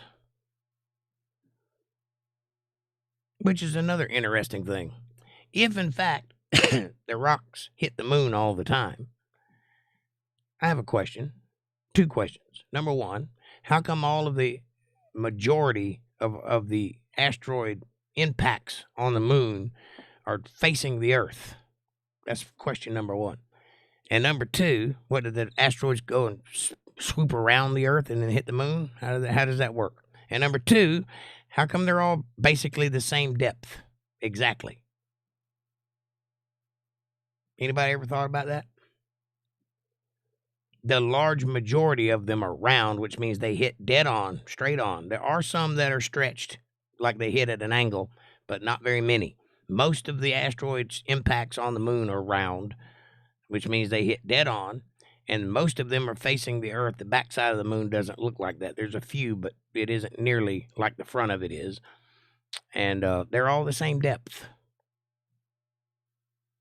Does that mean that all the asteroids in the universe are going at exactly the same speed and are exactly the same size at exactly the same angle? That doesn't sound right to me. That doesn't sound like what space is, but I might be wrong. It's just a question. I'm just asking. Richard says, typically it would be like a nuclear winter, no sun for years. That's what they say, but I don't believe it. I don't believe it because that's not how dirt works. We had a giant volcano blow up in the early 2000s. I don't know if you remember that, but they landed planes for like 3 days. That was a lot of material put into the atmosphere. And the reason they landed planes was not because they couldn't fly. It's because they were scared to fly. They didn't want to cause any potential damage. They could have flown through that, but they didn't, which is probably smart. Thing is, though, is that was vanished in 3 days. 3 days. It's all it took to get rid of all that dust. So why would it be any different if it came from the ground?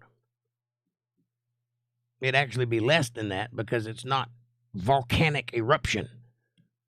It's not already hot. It's not already gas and pumice.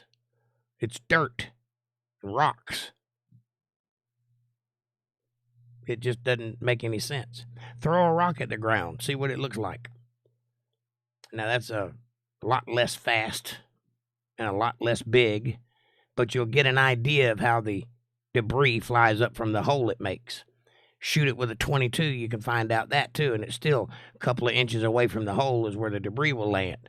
Go look at any modern asteroid impact on Earth like the one in Arizona, and you can see where the debris came out of the hole and landed on the Earth. There's nothing there that would indicate that it would cover the world with a nuclear winter. That doesn't make any sense. Maybe for a couple days, maybe in that area. The Earth is 25,000 miles in circumference, according to science. That's a big planet, most of which is water and trees. Walter says probably a previous civilization tried to shoot down the moon with nukes. That's possible. Or maybe when the great deep broke open and the water from underneath came up, it came up with such force that it threw rocks into space and they hit the moon. That's what I'm thinking, but that's my theory. I know that water was moving at hypersonic speeds because you had 10 miles of rock sitting on top of it, and when the crack opened and the water spewed out, that rock fell down, pushing all that water out. We're talking about serious geyser going on there.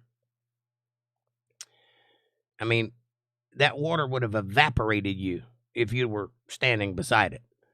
You wouldn't have had a chance. You'd be dead before it got over you completely. It would have hit you like a ton of bricks, mingled with rocks and dirt and all the stuff that water happens in a flood, picks up all the junk and carries it with it. It'd be like going through a cheese grater. Yeah, nothing survived that. But I'd say that's probably what caused it. Could it have something to do with the atmosphere? Yes, it could. See, that's the thing about asteroids. When they hit the atmosphere, they heat up exponentially because of friction. They hit it at an angle, and the friction of coming into air heats it up to the point that it melts and blows up. Usually they blow up before they ever get through the atmosphere. There have been a few that made it pretty close to the ground, like the one that happened in 1908 in Siberia or wherever that place is in Russia that knocked down all the trees for about 8 miles. And, there were reports of people heard it, but nobody saw it. But you go out there and the trees are just all laying down on the ground. Nothing burned. They just, the force knocked it down. It's interesting. But I just don't see that being a global killer for any reason. I think that's fear porn. Started backsliding. Back home again, says Bill. Well, don't backslide, Bill. What did you do? Yeah, Russia. I forget exactly where, but it's somewhere in Russia.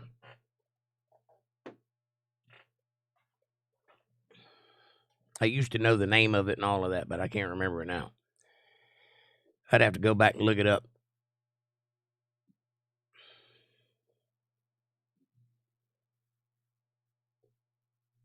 But that's just one thing. There's lots of things. What about the solar flares that we're having right now? The sun's got a big black spot on it as we speak because it's at solar maximus right now, which happens about every 11 years. It just happens to be particularly brutal this year. But doesn't that worry anybody? Walter says the moon passes by Mars close enough to drag the water and atmosphere with it. The Earth had an iron core, and the magnetism took the water and air from the moon. Wow, that's a good theory. Absolutely no proof of that, but I like it. That would mean that there used to be water on Mars. Well, there did used to be liquid on Mars. Whether or not it was H2O, I don't know. Probably was, though. It's in the solar system. It's within the parameters of us, so it probably was. But I don't think that's true. I think the moon was put there by God when he created the lesser light. It says so in the Bible anyway. The moon got caught in the field of the earth and got caught in orbit. Well, where did it come from and how did it get here?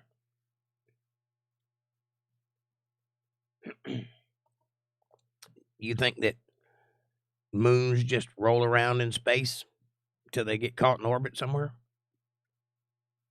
I mean, they are called wandering planes.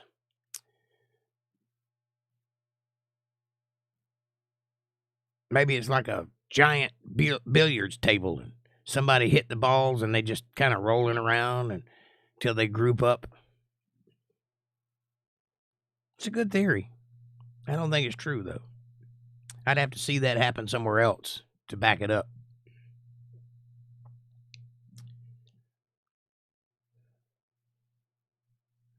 It is true that we have found some masses that we're calling planets, but they can't see them, so I doubt that that's what they are, that are not attached to a solar system. They're just kind of out there in space, but they don't do anything. They don't have a star, and they're not, as far as I know, it's just a rock, you know.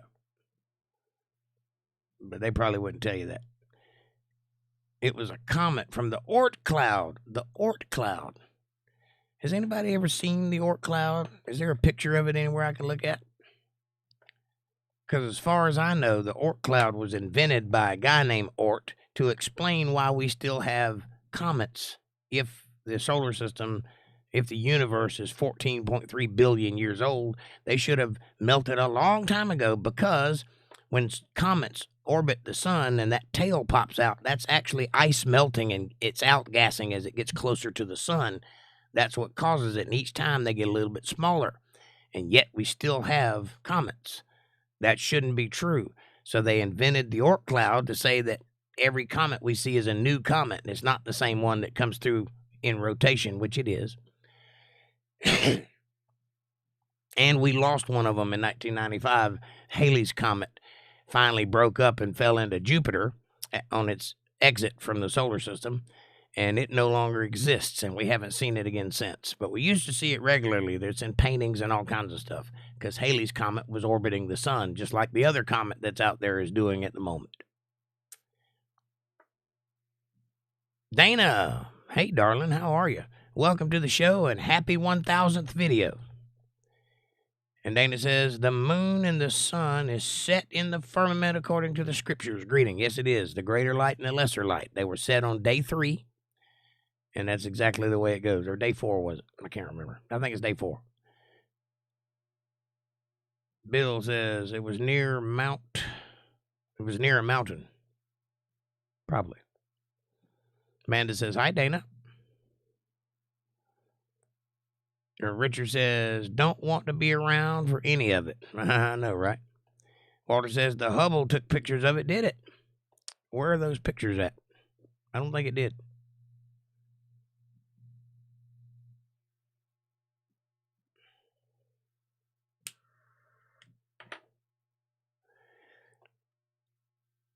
Dana says, Genesis 1:4, and God said, let there be lights in the firmament of the heavens to rule the day and the night.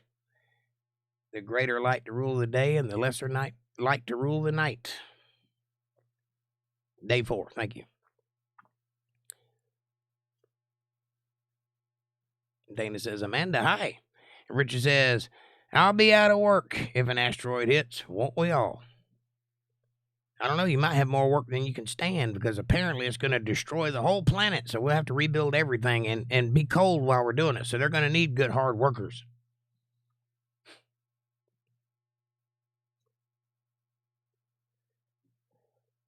Maybe we'll get lucky and it'll be one of those asteroids that's full of diamonds or something. You know, like the ones that brought all the gold and silver and copper and nickel and coal and everything else that we have veins of all over the earth. That's the prevailing theory. So,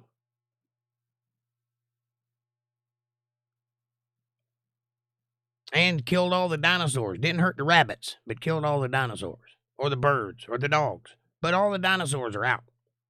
One day.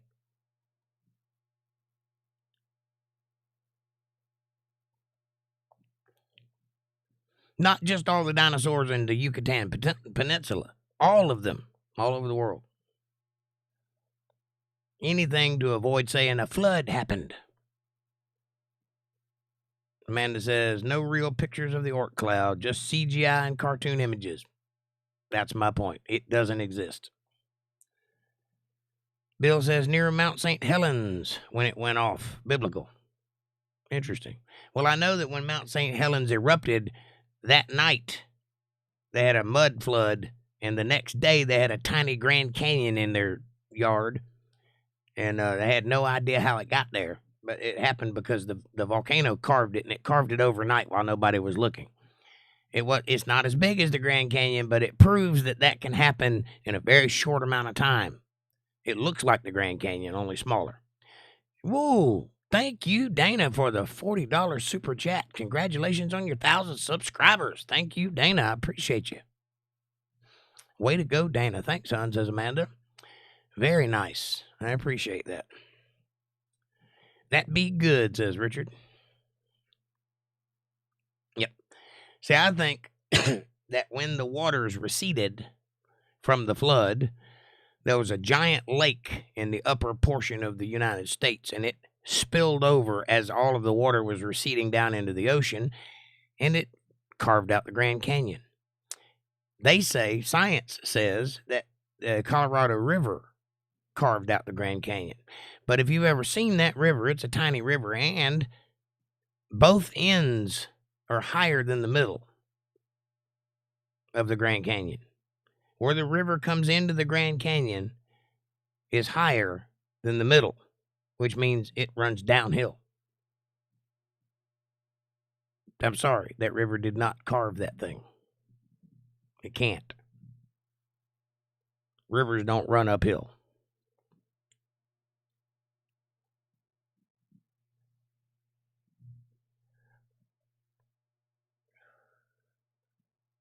But if you think about the flood and the volume of water that would have been, really easy for that to happen.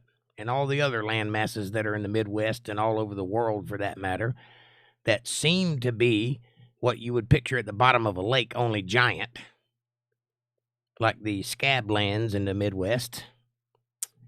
Go take some aerial pictures of that. Go look at Google Maps. Just look at it. And then recognize how big those sand dunes are and all of that carnage that clearly was caused by water erosion. And look how big and massive those things are. And it's obvious. All over the world, there's evidence of the flood happening. All over the world. Every dinosaur, every fossil is in the fight or flight position. None of them look peaceful. Why? Because they were in turmoil. They were being upended by water when they died. And that's how they're found. All heads turned back and flailing. It was towed here by aliens. Yes, I like that theory too. They probably live in the Oort cloud, amongst the other CGI things. That's the problem I have. First of all of the pictures that we get of outer space come from NASA. NASA is a government institute. It is not a civilian entity. It is part of the U.S. Navy. It is the National Aeronautics Space Administration. They have an agenda from the get-go. Second of all, everything I have ever seen come from them is a cartoon. Can somebody take an actual photograph, please?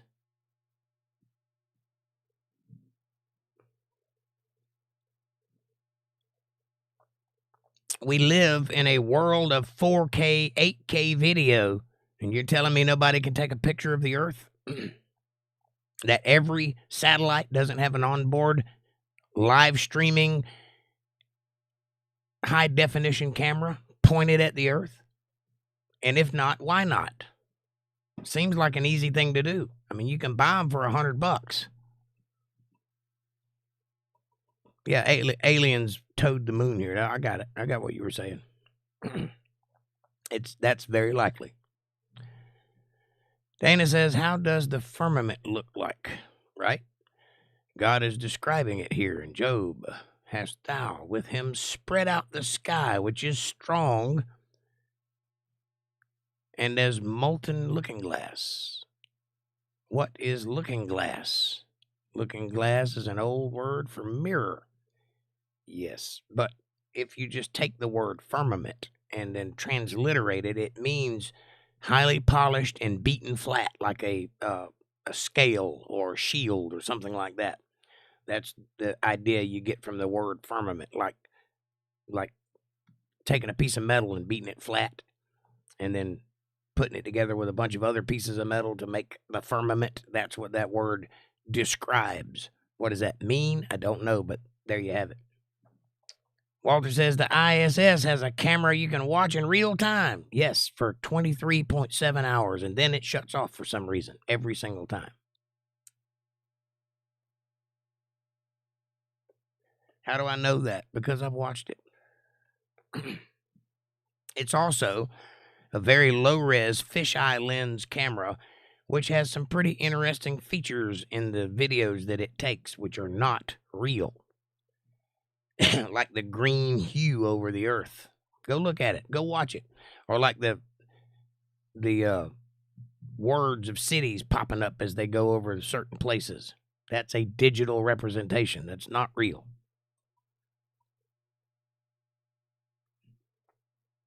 Why are all the cameras fisheye lens, by the way? Interesting fact, but it's true.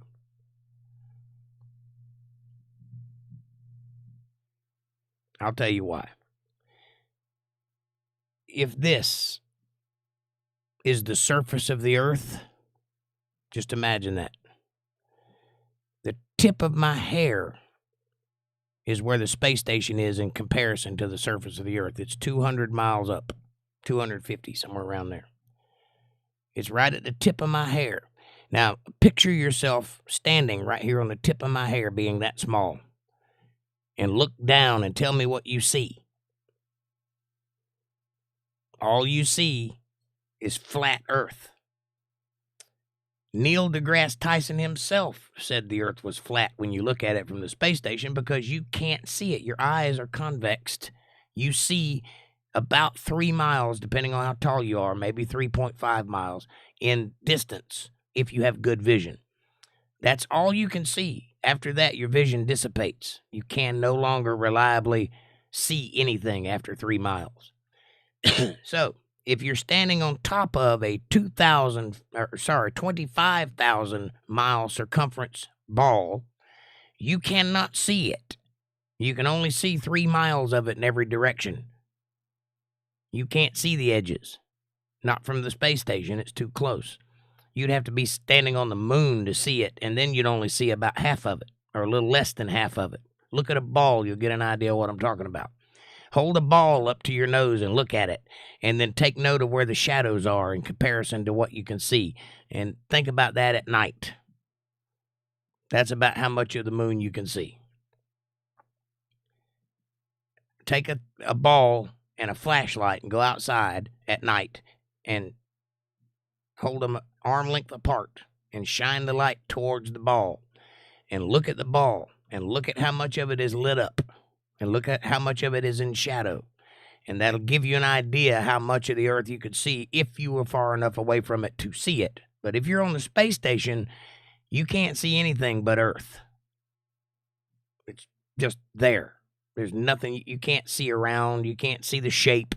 All you can see is like putting your face up to a TV screen. All you can see is TV screen. So the reason that they have all those fisheye lens cameras is so that it vaguely looks round to dispel people from thinking it's a flat earth. Interestingly enough, if you look at NASA flight plans and the literature that they give pilots when they're teaching them how to fly, they describe the earth as flat. I don't know why. but that's the truth. I've seen them.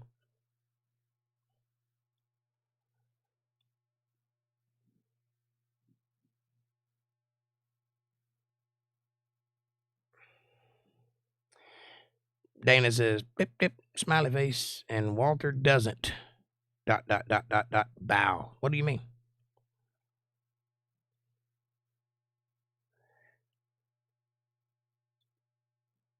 Walter doesn't bow? I don't know what you mean by that. I'm sure he does. I do. To my father.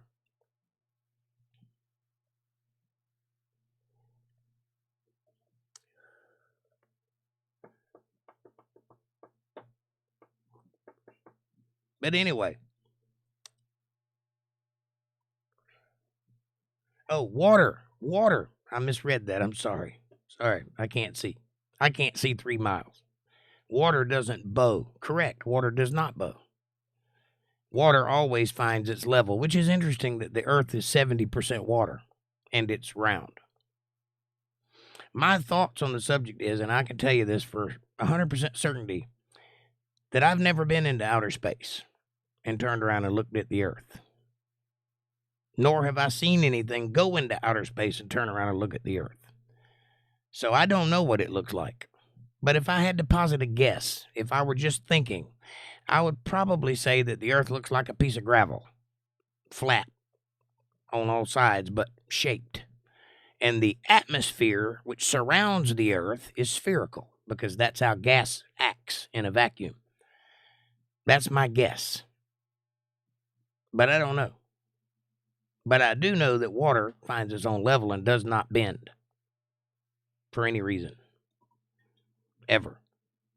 So something's wrong there. I'm not, honestly, I like talking about it because it's fun and entertaining, and I like getting people's ire up. I'll say a bunch of stuff that sounds very logical and very true, and then I'll say the earth is flat because it's funny to me. But I'm not actually prepared to believe that. I don't actually think the earth is completely flat. I do believe we live in a realm, a plane. The word planet says it's a small plane. That's what a planet is. We use words like horizon, which means horizontal. We use things like sea level, which is level. So I am prepared to say something ain't right with the narrative. I am prepared to say that we have been fed an idea that probably isn't true, that every classroom in the world, starting at kindergarten or preschool, has a globe in it. Every child's cartoon, every movie logo, it's all about space, dinosaurs, and the globe. It is a narrative that you don't question from birth because it's fed to you constantly, and I think there's something wrong with that. That being said, I have no idea, honestly, what it is, and I don't care. It wouldn't matter to me either way. Flat, round, square, triangular, don't care. Doesn't affect my life in the slightest bit. Mathematically speaking, it can't be any of those things. But it has to be something because we're on it. And it can't be a sphere either, mathematically speaking. But it's something. So I don't know what it is. But I'm glad to hypothesize and posit guesses, theorize all night long. I love it. Richard says, water bows when there's gravity. No, it doesn't. There's gravity here, and it doesn't bow here. So, no. Can we agree that the moon is round? We can agree that it appears round from the surface of the earth, yes. Because that's the only place I've ever seen it. But except for the one time that I saw it outside of the atmosphere and it looked like a potato. So I'm assuming that the atmosphere works like a magnifying glass because it is in fact liquid and it is in fact curved. So it works like a magnifying glass. That's the reason you see rainbows and such. And I believe that what we see of the moon is not what we see of the moon. And if you think I'm wrong about that, wait till the moon is big and beautiful in the sky. I mean big. just busting at the seams big and pretty and bright. And go outside and take a picture of it with your cell phone and look at that picture and tell me what you see. Is that the moon you saw? I don't think it is.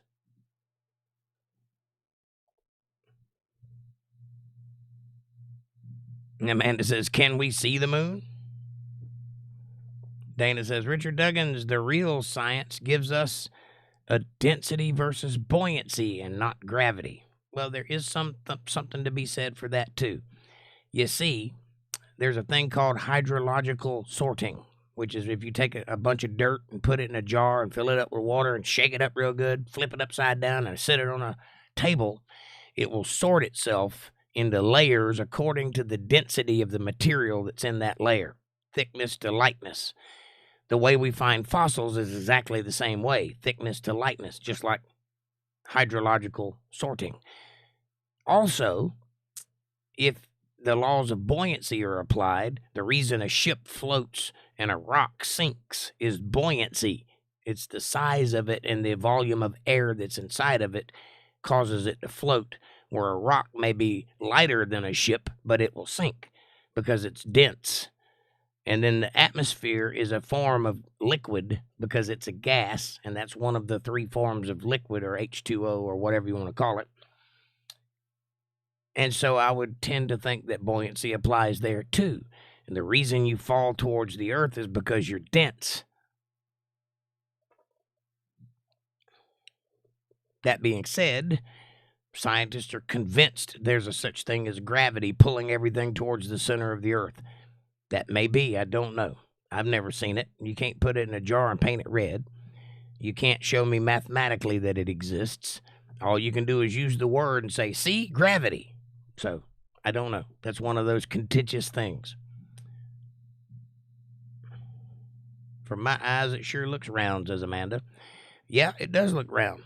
It doesn't look spherical, though, because a sphere, like I said, take a light and shine it on a ball. You'll notice that there's a hot spot, and then it fades off to black on the edges.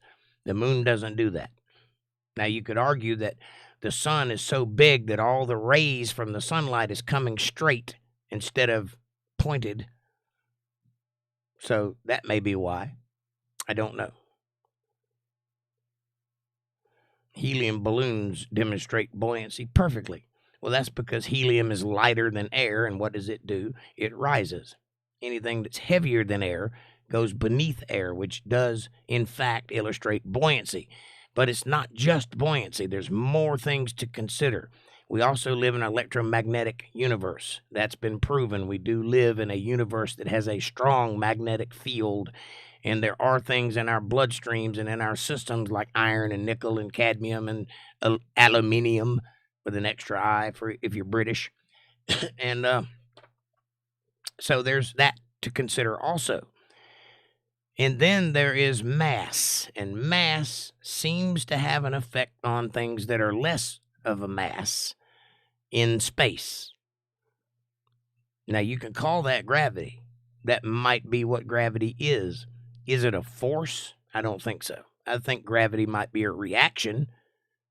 If you take a key and put it on the end of a string and spin it around, it will stand perpendicular to your hand as long as you're applying force to it, which is a reaction to the centrifugal force of the spin. If you stop moving your hand, the key will fall, which is also a reaction to the lack of centrifugal force. And the fact that all things in space are moving, there is nothing sitting still, everything is moving, tends to make me think that there is some form of centrifugal force involved, some form of reactionary something. When there's no up and there's no sense of direction because space is infinite in every direction, you tend to think that things will clump together because there is no other way to react to anything other than what's there. So you can call that gravity or electromagnetic attraction or buoyancy. You can call it all of those things. But mathematically speaking, just observing what's there, things tend to react to other things. It's just the way it is. That's the way God had created this world to be. Science isn't necessarily going to agree with that because they like to box things up and label things. And in about probably however many years ago the 1800s were. What was that? About 300 years, 400 years, something like that? I don't know. I can't count.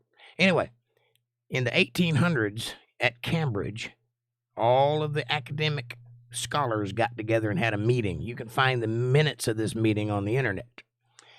And what they all came together to discuss was separating God from academia, because they didn't like the idea of having a authority figure over them. They wanted to be the gods. And they set in motion what has been happening since then, which is the removal of all things spiritual from all things knowledgeable. Now, before that, the beginnings of science actually started in the Middle East with the Muslims, and then was conscripted during the Crusades, and then became a Western ideology. But all science, from the beginning, the beginning of every field of science, started as a means to understand the world that God created. All of them. After the 1800s, it became a way to discredit God and make it all naturalistic. That's just the way it is. If you don't like that, I'm sorry, but that is the way it is. You can look, there's evidence to back up what I'm saying.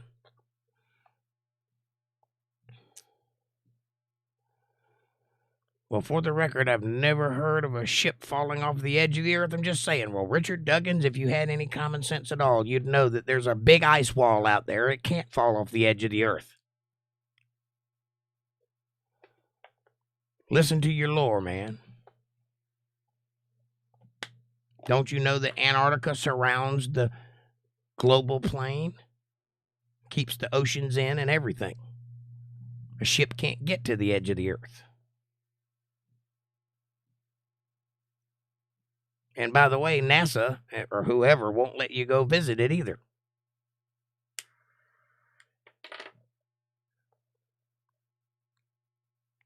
Again, I don't think the earth is flat. That's not where my cosmology lies. However, I do have a tendency to lean towards the ancient Hebrew cosmology, because they seem to have things figured out a lot better than we do today. And their idea of the earth is kind of like a snow globe. So go look at it. Check it out.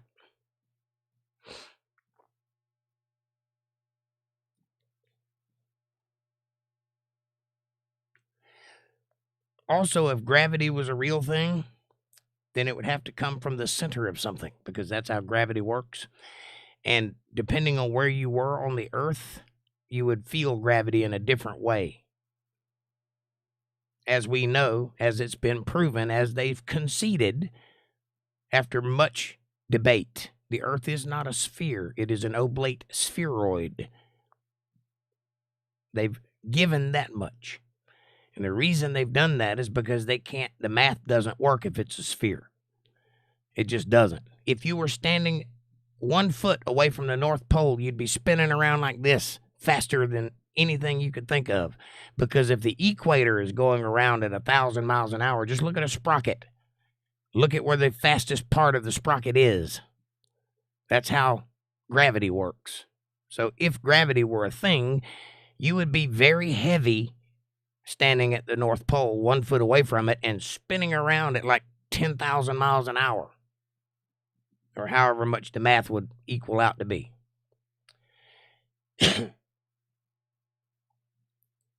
So there are some problems with the cosmology that we're currently teaching as fact, just so you know.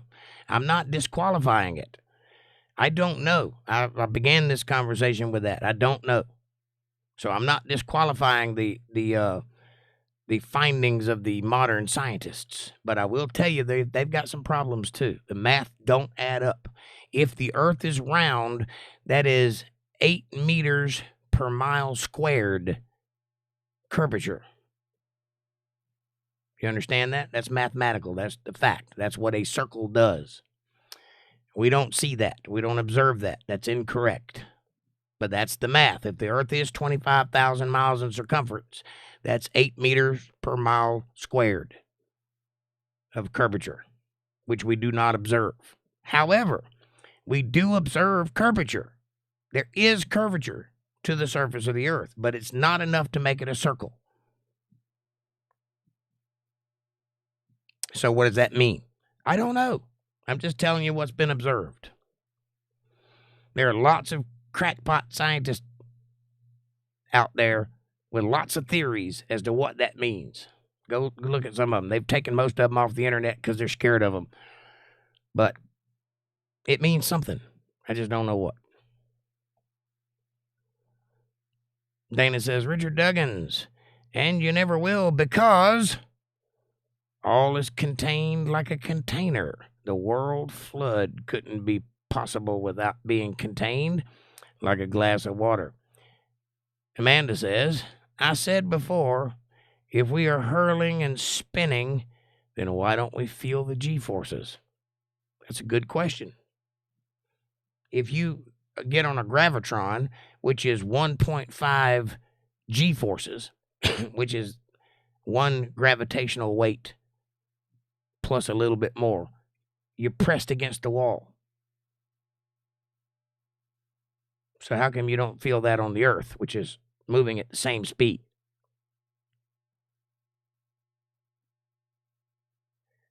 Interesting. I got another question for you. If space is a vacuum and we can fire a rocket into space without any resistance, how come we still have an atmosphere? You know what would happen if you took a can with a lid on it, tight, full of air, and put it inside of a vacuum and then sealed it and then turned on the vacuum? Do you know what would happen to the can? It would flatten, because that's how vacuums work. Because when there is mass of air, vacuums try to equalize that and make all places equal amounts of gas. That's how vacuums work. So if you got a ball of gas in a vacuum, it will tend to try to equalize that, which means it would suck the atmosphere off the Earth until the equal parts atmosphere all throughout the universe, which is size of the universe would mean no atmosphere anywhere, because it'd be too small of a parts per zillions or whatever. So how is that? How's that possible? Anybody got any math in them?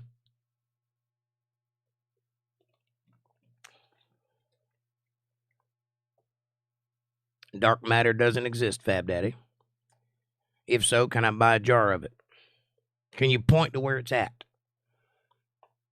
Do you know anybody that knows specifically where the dark matter is? No, you don't, because it doesn't exist. It's there to describe the fact that when we measure the universe, the numbers don't add up. And rather than saying, oh my God, we were wrong about everything, they have to keep inventing things like black holes and dark matter and dark energy to fill in the gaps, because there is no way that it adds up. It just doesn't work. Fab Daddy says, I'm back. Excellent. Dark matter's a myth, says Dana. See? Dana knows all things. And Amanda says, welcome back, Fab Daddy. Or Warner Brothers Fab Daddy. I'm not sure which. Either way. Bill says, like the carnival ride, centrifugal force. Yes, exactly. Richard says, 24-hour cycle night today. The world spins, does it?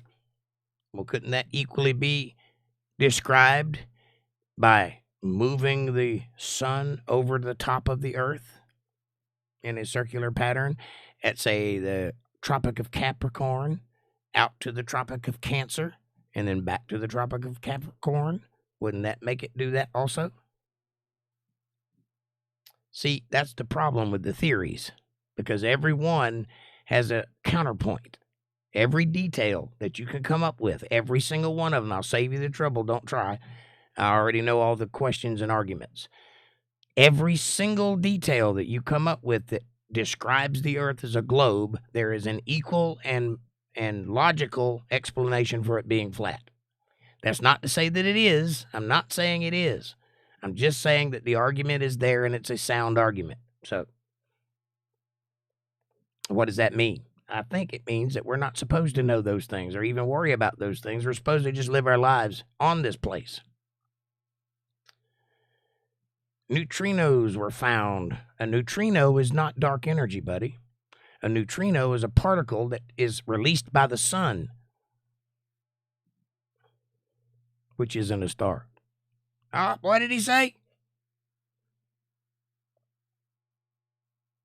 Math says dark matter is real. No, scientists say dark matter is real. The math doesn't bear it out. That's the reason they invented dark matter, because they can't find it mathematically. So you're wrong about that. Ice wall. Damn straight. Bill's got it. Bill knows where I'm at. Dana says, I have heard that people's heads spin when they are drunk. I have heard this too. I've experienced this.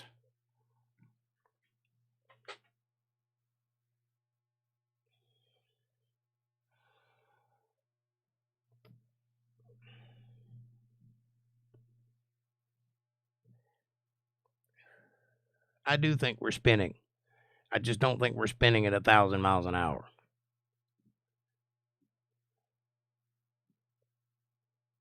I think that that's a misunderstanding of the size of the earth. I think that mathematically speaking, if we were standing on the surface of earth and these things were occurring, we'd be moving at 1,000 miles an hour. But because the earth is the size that it is in relationship to the things that are out there, I don't think it's 1,000 miles an hour in the terms of the way we describe mileage per hour on the surface of the earth. I don't think it's the same thing. So I think it's just a way of understanding.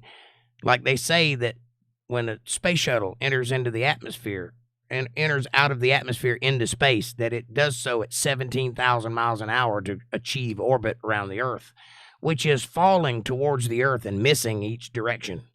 That's what orbit is. If that's true, how come it always looks like they're standing still?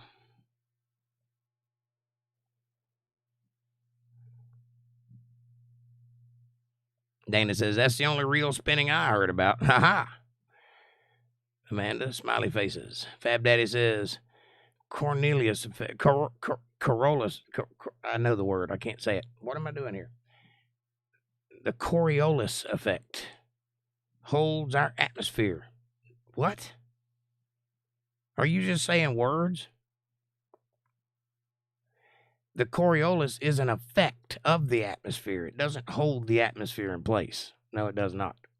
It is what happens when a jet stream spins around the Earth in the patterns that it does. It causes the Coriolis effect, which is the same thing as what a hurricane does. But that's not what holds the atmosphere together. That's incorrect. Yeah. Spin a ball in a puddle of water. It will stick it. No, it will not. It'll fling off of it in every direction. I have done this. And that wouldn't count anyway because we're inside of an atmosphere. The only way that the water would stick to the ball is if we were in outer space, and then you'd have to prove that to me. I've never seen anybody do that experiment in outer space. Dana says, what? Coriolis effect. Hurricanes. The fact that drains drain this way up here and that way down there has nothing to do with the way they're built, by the way, because you can take a toilet from here to there and it'll drain the way it drains here. But we'll forget all of that. Linda Davis says, when I've had a bad day, I say, stop the world. I want to get off this ride. Amen. And Amanda agrees it'll blow off of the ball. Yeah, it will not stick to the ball. You can sit it still and pour the water over top of it. It won't stick to the ball. It'll pour straight off the edges of it. It won't even, all of it won't go around the ball. But it'll only do so in motion. It will not stay there. And if you spin it, it'll just fling the water off in all directions like a spiral. And Amanda says, that's right, Linda. Stop the world and let me off. Bill says, but if we figured out nuclear weapons, tell me Satan's dead. I never said Satan was dead, and I never said we figured out nuclear weapons. I don't believe those things exist. I believe that they were playing with it at one time. I don't know if they ever achieved it or not. Oh, but we dropped nuclear bombs on Nagasaki and Hiroshima. Did we, though? Because that was a hydrogen bomb. That was not a nuclear bomb, which is a different thing derived from plutonium. Hydrogen and plutonium are not the same element, by the way. Just so you know, there is a distinction. Now, do we have nuclear weapons? Well, if we have nuclear weapons, they were almost certainly all built in the 30s, 40s, and 50s, and when they were doing all of that. They have not been maintained. Do you know the agency that maintains regularly missile silos? Do you live near Nevada where you can drive out and see the missile silos and the fact that they're all empty and nobody's there maintaining them? Do you know the name of the company? Can you go work for the company that builds the little updated guidance systems for nuclear weapons? No, you do not, because they don't have those things. They have regular bombs, MOABs, and Scud missiles and that sort of thing. And guidance for all of those. Where's the nuclear bomb guidance systems? The update to the iPhone? Where's the app that launches nuclear weapons? That doesn't exist. What am I saying? Most of it's a scare tactic. If they have bombs, they probably don't work anymore. And if they do work, heaven forbid anybody ever use one. Fab Daddy says, air, water, solid. It's all the same but different forms. Not true at all. No. Air is a form. Everything comes in threes. Like gas, liquid, mist, that sort of thing. Or vapor. Everything comes in three forms. They're not all the same elements. Do a study of the periodic table and get a grasp of the upper part of the periodic table. There is a section down at the bottom, but those are all man-made. Stay away from those. Look at the God-made periodic table and get a feel for what those are and what the difference between ferrous and non-ferrous, metallic and non-metallic, brittle and malleable, magnetic, not magnetic, that sort of thing. Get a feel for what those things are, and you'll notice that there is a clear divide of three different types of things. Everything comes in threes. Amanda says, why is it that water goes down a drain here clockwise on the northern hemisphere and it goes down the drain counterclockwise? Because of the way it's built mostly. But there is something to that, but it's mostly because of what we call the Coriolis effect, which is the fact that the different hemispheres operate in different ways. But like I said, you can take a toilet that's built here and take it to Australia and it'll flush properly. So a lot of it has to do with the way they're built. But it's interesting to look at. Bill says 2 + 2 is 5. Not last time I looked. Fab Daddy says, so the same thing that holds us down is the same for air. Is it now? Well, how come air floats and we don't? How come thick air floats less? How come thin air floats more? How come hot air floats more and cold air floats less? Dana says one was the nuclear and the other was the hydrogen. Oppenheimer. Yeah.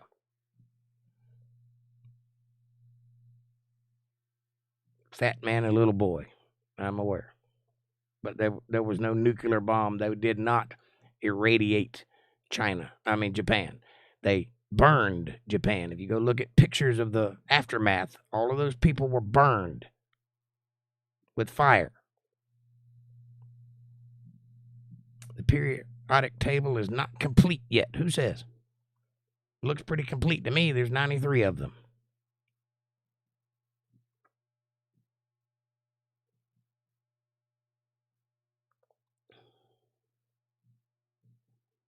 Mr. Mendeleev's periodic table, says Dana. Fab Daddy, what's missing? Yeah, what is missing? What's incomplete about the periodic table? And Fab Daddy says, I believe there is heavier elements still to be found. But you can believe that all you want. That doesn't make it so. Pretty much everything that has been observable is on the periodic table. If there is a heavier element to be found, i.e. 143, first you need to listen to a lot of Bob Lazar. And second, you'd have to believe that aliens are real. And third, you'd have to believe that God doesn't know what he's doing. I don't believe any of those things.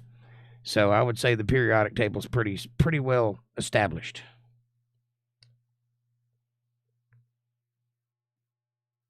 A stable, super heavy element. Mm-hmm. Kevin Cox, what's up, brother? Wow, you're still going. Hey, brother. Hey, buddy. It's my 1,000th video. I'm just giving it a little bit extra tonight. Plus, we're having a great conversation. Come join us. 1,000 videos, 1,000 subs, 4,000 watch hours as of tonight, hopefully. Which is not the same as the amount of hours that are on film, but for some reason that's how they calculate it. I don't know why, but that's the way they do it. Walter Davis says, Linda is penny at work. Really? Interesting. Fab Daddy says, most of those man-made elements deteriorate very fast. Yes, because they're man-made, and man tends to make things that are cheap. God knew what he was doing, though. And he made all the elements, the ones that last, the ones that are perfect, and have a function in society. Linda Davis says, Walter, all the kids are home. Aw. Kevin Cox says, hey, Amanda, Fab Daddy, and Walter. And Walter says, okay. Hey, Kev. Hey, Kev, how are you guys enjoying the concerts? And how's my April? And Richard says, and a like from me. Thank you, Richard. I appreciate it. Please do hit that like button. There's 12 people in chat. There's only 6 likes. Come on now. Hit that like button. Help a brother out. I'm working hard over here for your entertainment. Give me a like. April is fine. Thank you. Thank you, Kev. Tell her we love her.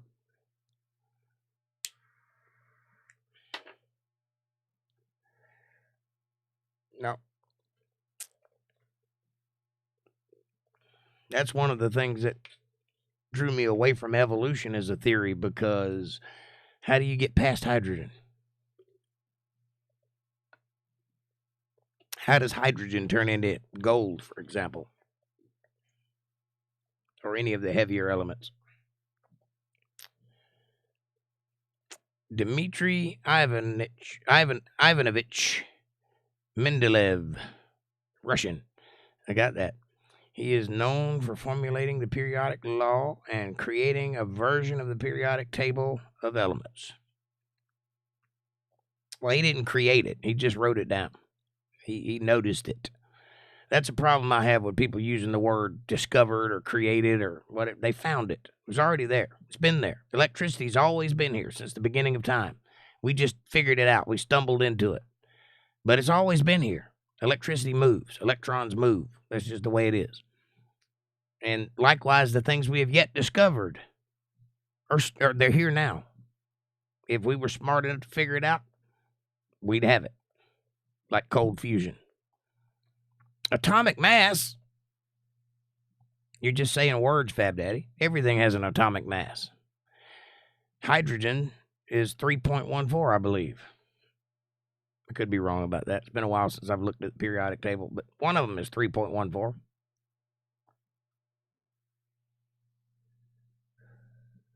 I was just saying words, too.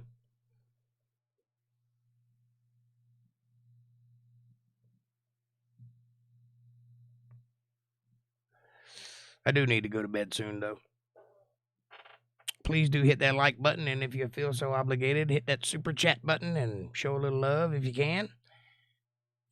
We got things to do in the future, but that's entirely up to you.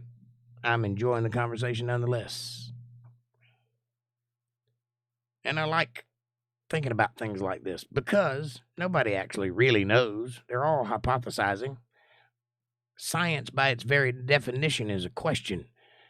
You can't have facts in science. What you can have is hypotheses and questioning those hypotheses. That's it. If you can't falsify it, it's not science.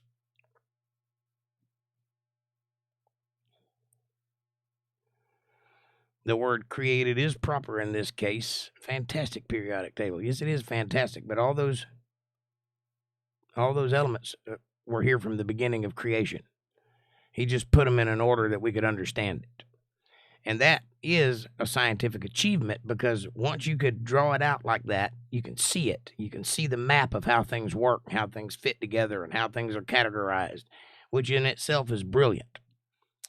I'm not discrediting his work, but he didn't create the periodic table. He just wrote it down in a way that's understandable.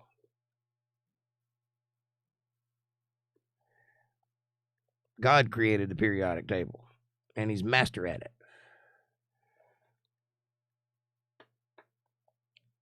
All things that exist are rendered from the information that God put into the universe. That information is in the form of particles. All those particles form all of the things that you have in the world, elements and otherwise. All things are designed from those elements. There's only 93 of them, and they make up everything, which is amazing. Walter Davis says 3.14 is pi, and the atomic weight is the total of electrons. Hydrogen is 1, helium is 2. Okay, thank you for that. Dana says God created all the elements. Yes, he did.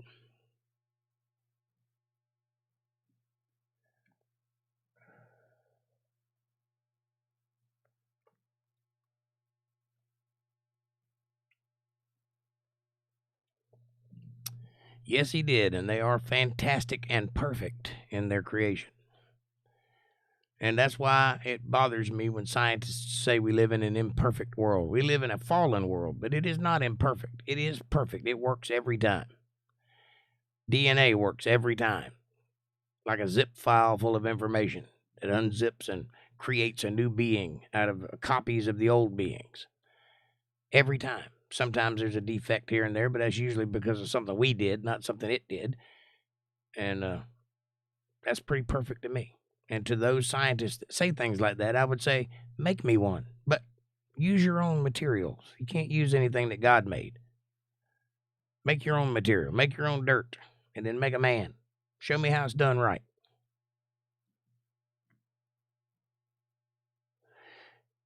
Yes, he is the author of the periodic table. And it is a fantastic design. Bill says, what about thermonuclear weapons tested in the Pacific? No radiation? I never said that. I'm sure they tested a lot of things. As a matter of fact, they took a bunch of them and launched them into the atmosphere and detonated them in space. Why did they do that? I'm sure they tested a lot of things. Whether they ever perfected it or not is beyond me.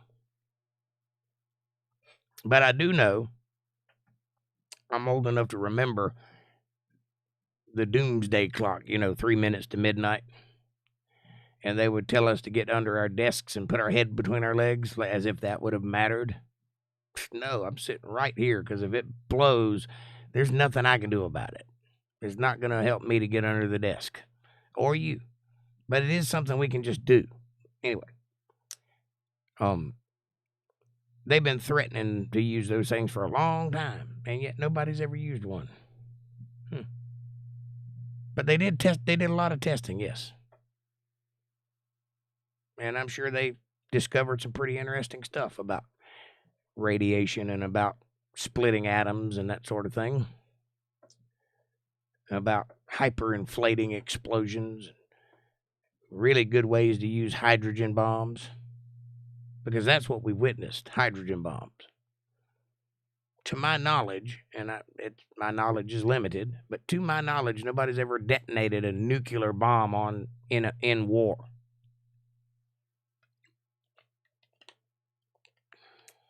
You learned about Mr. Mendeleev in the 6th grade. Yeah, y'all probably got a better education system over there than we do. I think we were still finger painting in the 6th grade. Can't swear to that, but I think so. Linda says, amen, Jake. Thank you, ma'am. My way of looking at the world ain't for everybody, but if you're interested in logic and you're interested in seeing the world for what it is, come along for the ride. I'll take you places. If nothing else, I'll make you think about what you thought you knew. And don't tell the curmudgeon. Don't worry, I won't.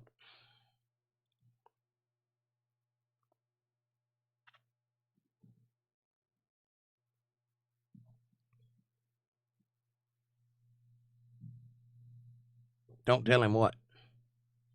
Oh, the weapons testing thing? I never said they didn't test it. I'm sure they did test it. Matter of fact, when John Wayne made that movie about Genghis Khan, they filmed it in the desert where they did all that testing, and almost everybody that worked on that movie died of cancer from being out there kicking up dust and being affected by the radiation and all that. So, yeah, fallout's a real thing.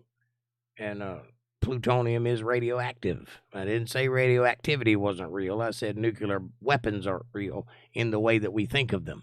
That they may have nuclear weapons. I don't know that they don't.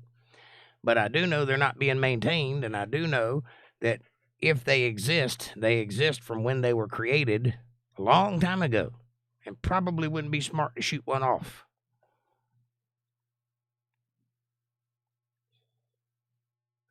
April, hello everyone, how are you? Amanda says, hi April. Hey April, what you doing? I'm still kicking.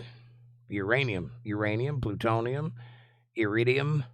Lots of things are radioactive. The sun is radioactive. This light bulb that's shining on me is radioactive. Linda says, I put my trust in God. I accept the world as he created it. Yes, exactly. Me too. And I trust that how it's going to end is how he said it was going to end.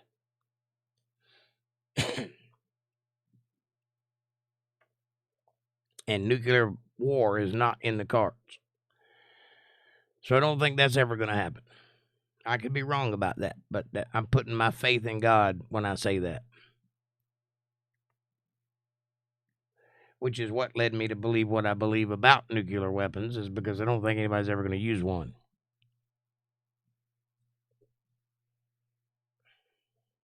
Not a big one anyway.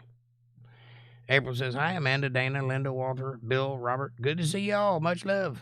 How are you? Did you enjoy the concert?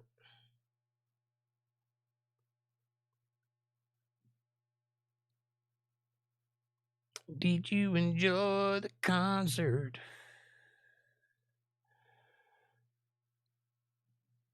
They're checked and tested periodically. You can count on that, says Richard. Well, I'd like to know who's doing that, since I'm an American and my tax dollars pay for that. What organization does that?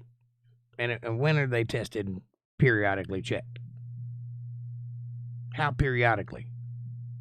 Does anybody know the answer to any of these questions? I'm just asking. What company handles that? Dana says, April Rain Hart. And Amanda says, how was the concert? And April says, Jake, good to see you. Congratulations on 1K videos. Woohoo. I am a internet sensation.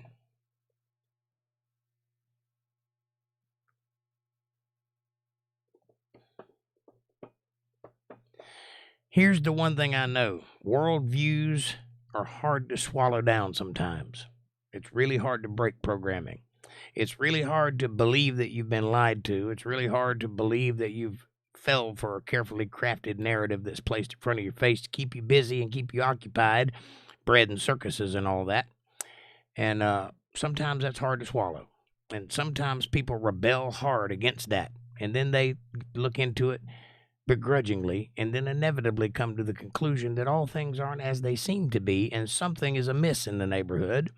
And then they start looking as to why. And when they realize that, they ultimately come back and say, you know, I really hated it when you told me that, but I'm grateful that you did, and thank you. And so it goes. I hope that helps.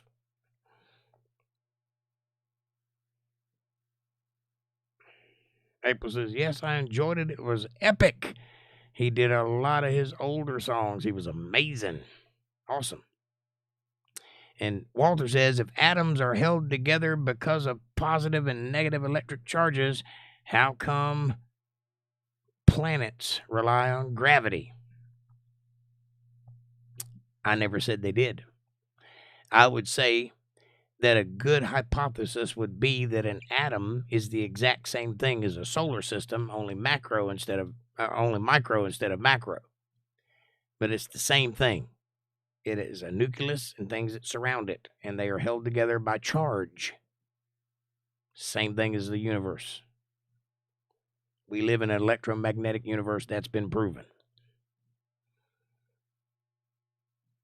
Dana says the military-industrial complex owns it. Well, that is a hyperbolic description of the entire military-industrial complex. That's not a company. That's not a one organization of people. It's the whole military. And nope, they're not doing it either. If you read the government papers, you know, they have audits on all the government companies and what the money is spent on and where it goes, the budget and all that. And there are black site budgets where they don't tell you where the money goes, but those are other things.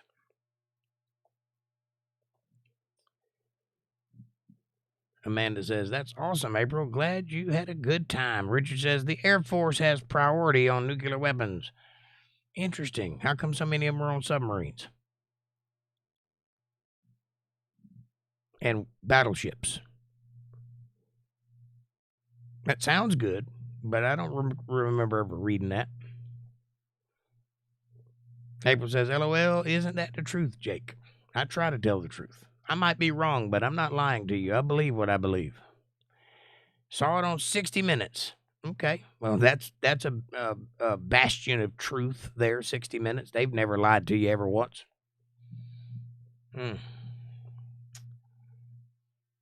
Bill says, send you some more cash and CashApp. I like your conversation. Thank you, Bill. I could use it. I need it.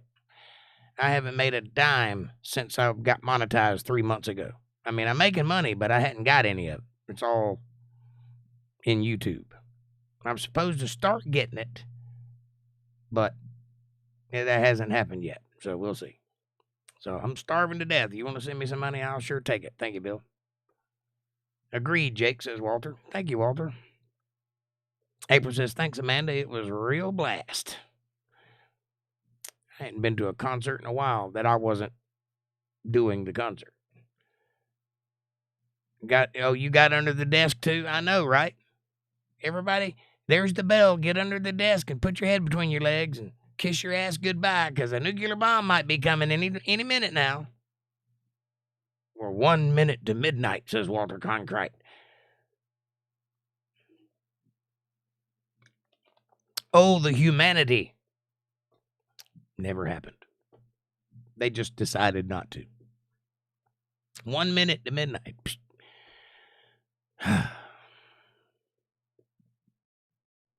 Then in the late 90s, they tried to pull that back out, put the doomsday clock back up, and it was like 5 minutes to midnight. Remember that? It went away quick. It's because, who are they kidding, right?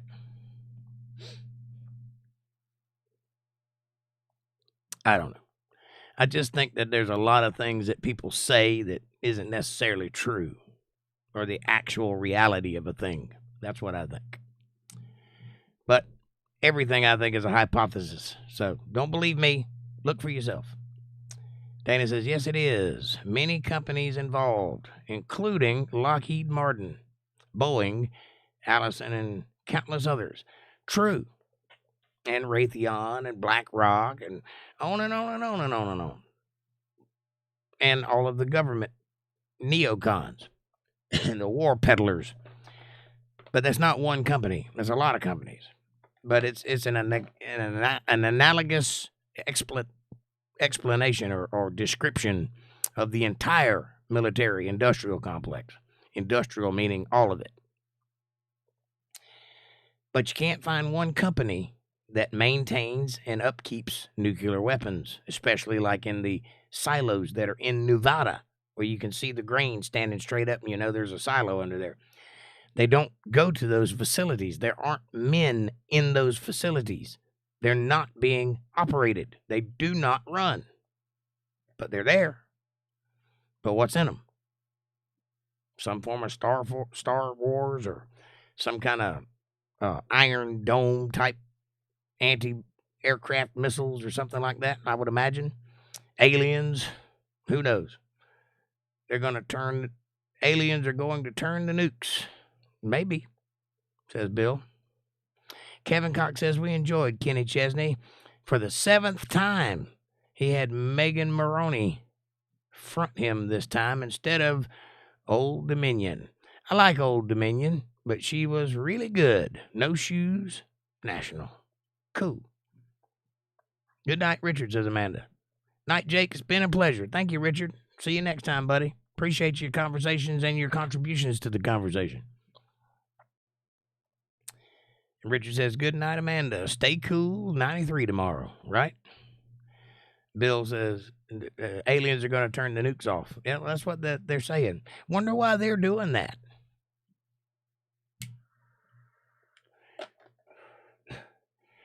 I wonder why the government has a plausible explanation that a fictitious, non-existing entity is turning off fictitious, non-existing nuclear weapons so they don't work anymore. Maybe the Air Force is involved. Amanda says, LOL, Bill. Air farce, maybe. Amanda says, I know, Richard. I'm going to be something tomorrow. I'm going to be an AC hog tomorrow.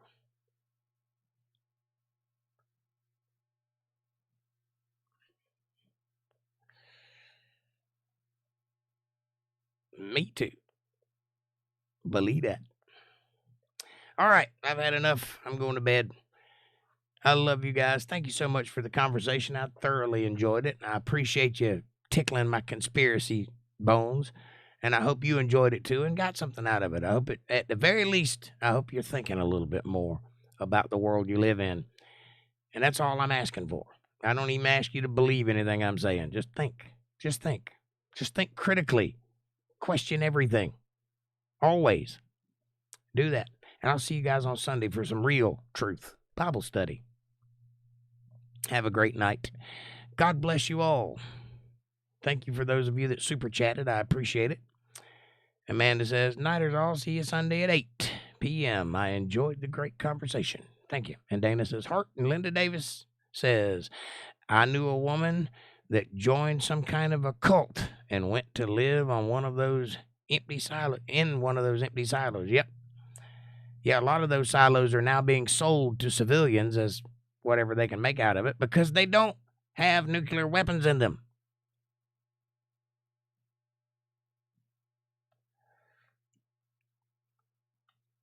They were abandoned in the 70s. I ought to tell you something. But nobody keeps up with that sort of thing because we got it under control. We're the most powerful nation in the world, right? Kevin says, night, Jake. Walter says, good night, all, and God bless. And thank you, Jake. Thank you, Walter. And thank you all for indulging me. Have a great night. God bless each and every one of you. May his grace abound in your lives and his love light your footsteps every which way you decide to go. Until next time, I bid you adieu. Good night, and thanks for watching.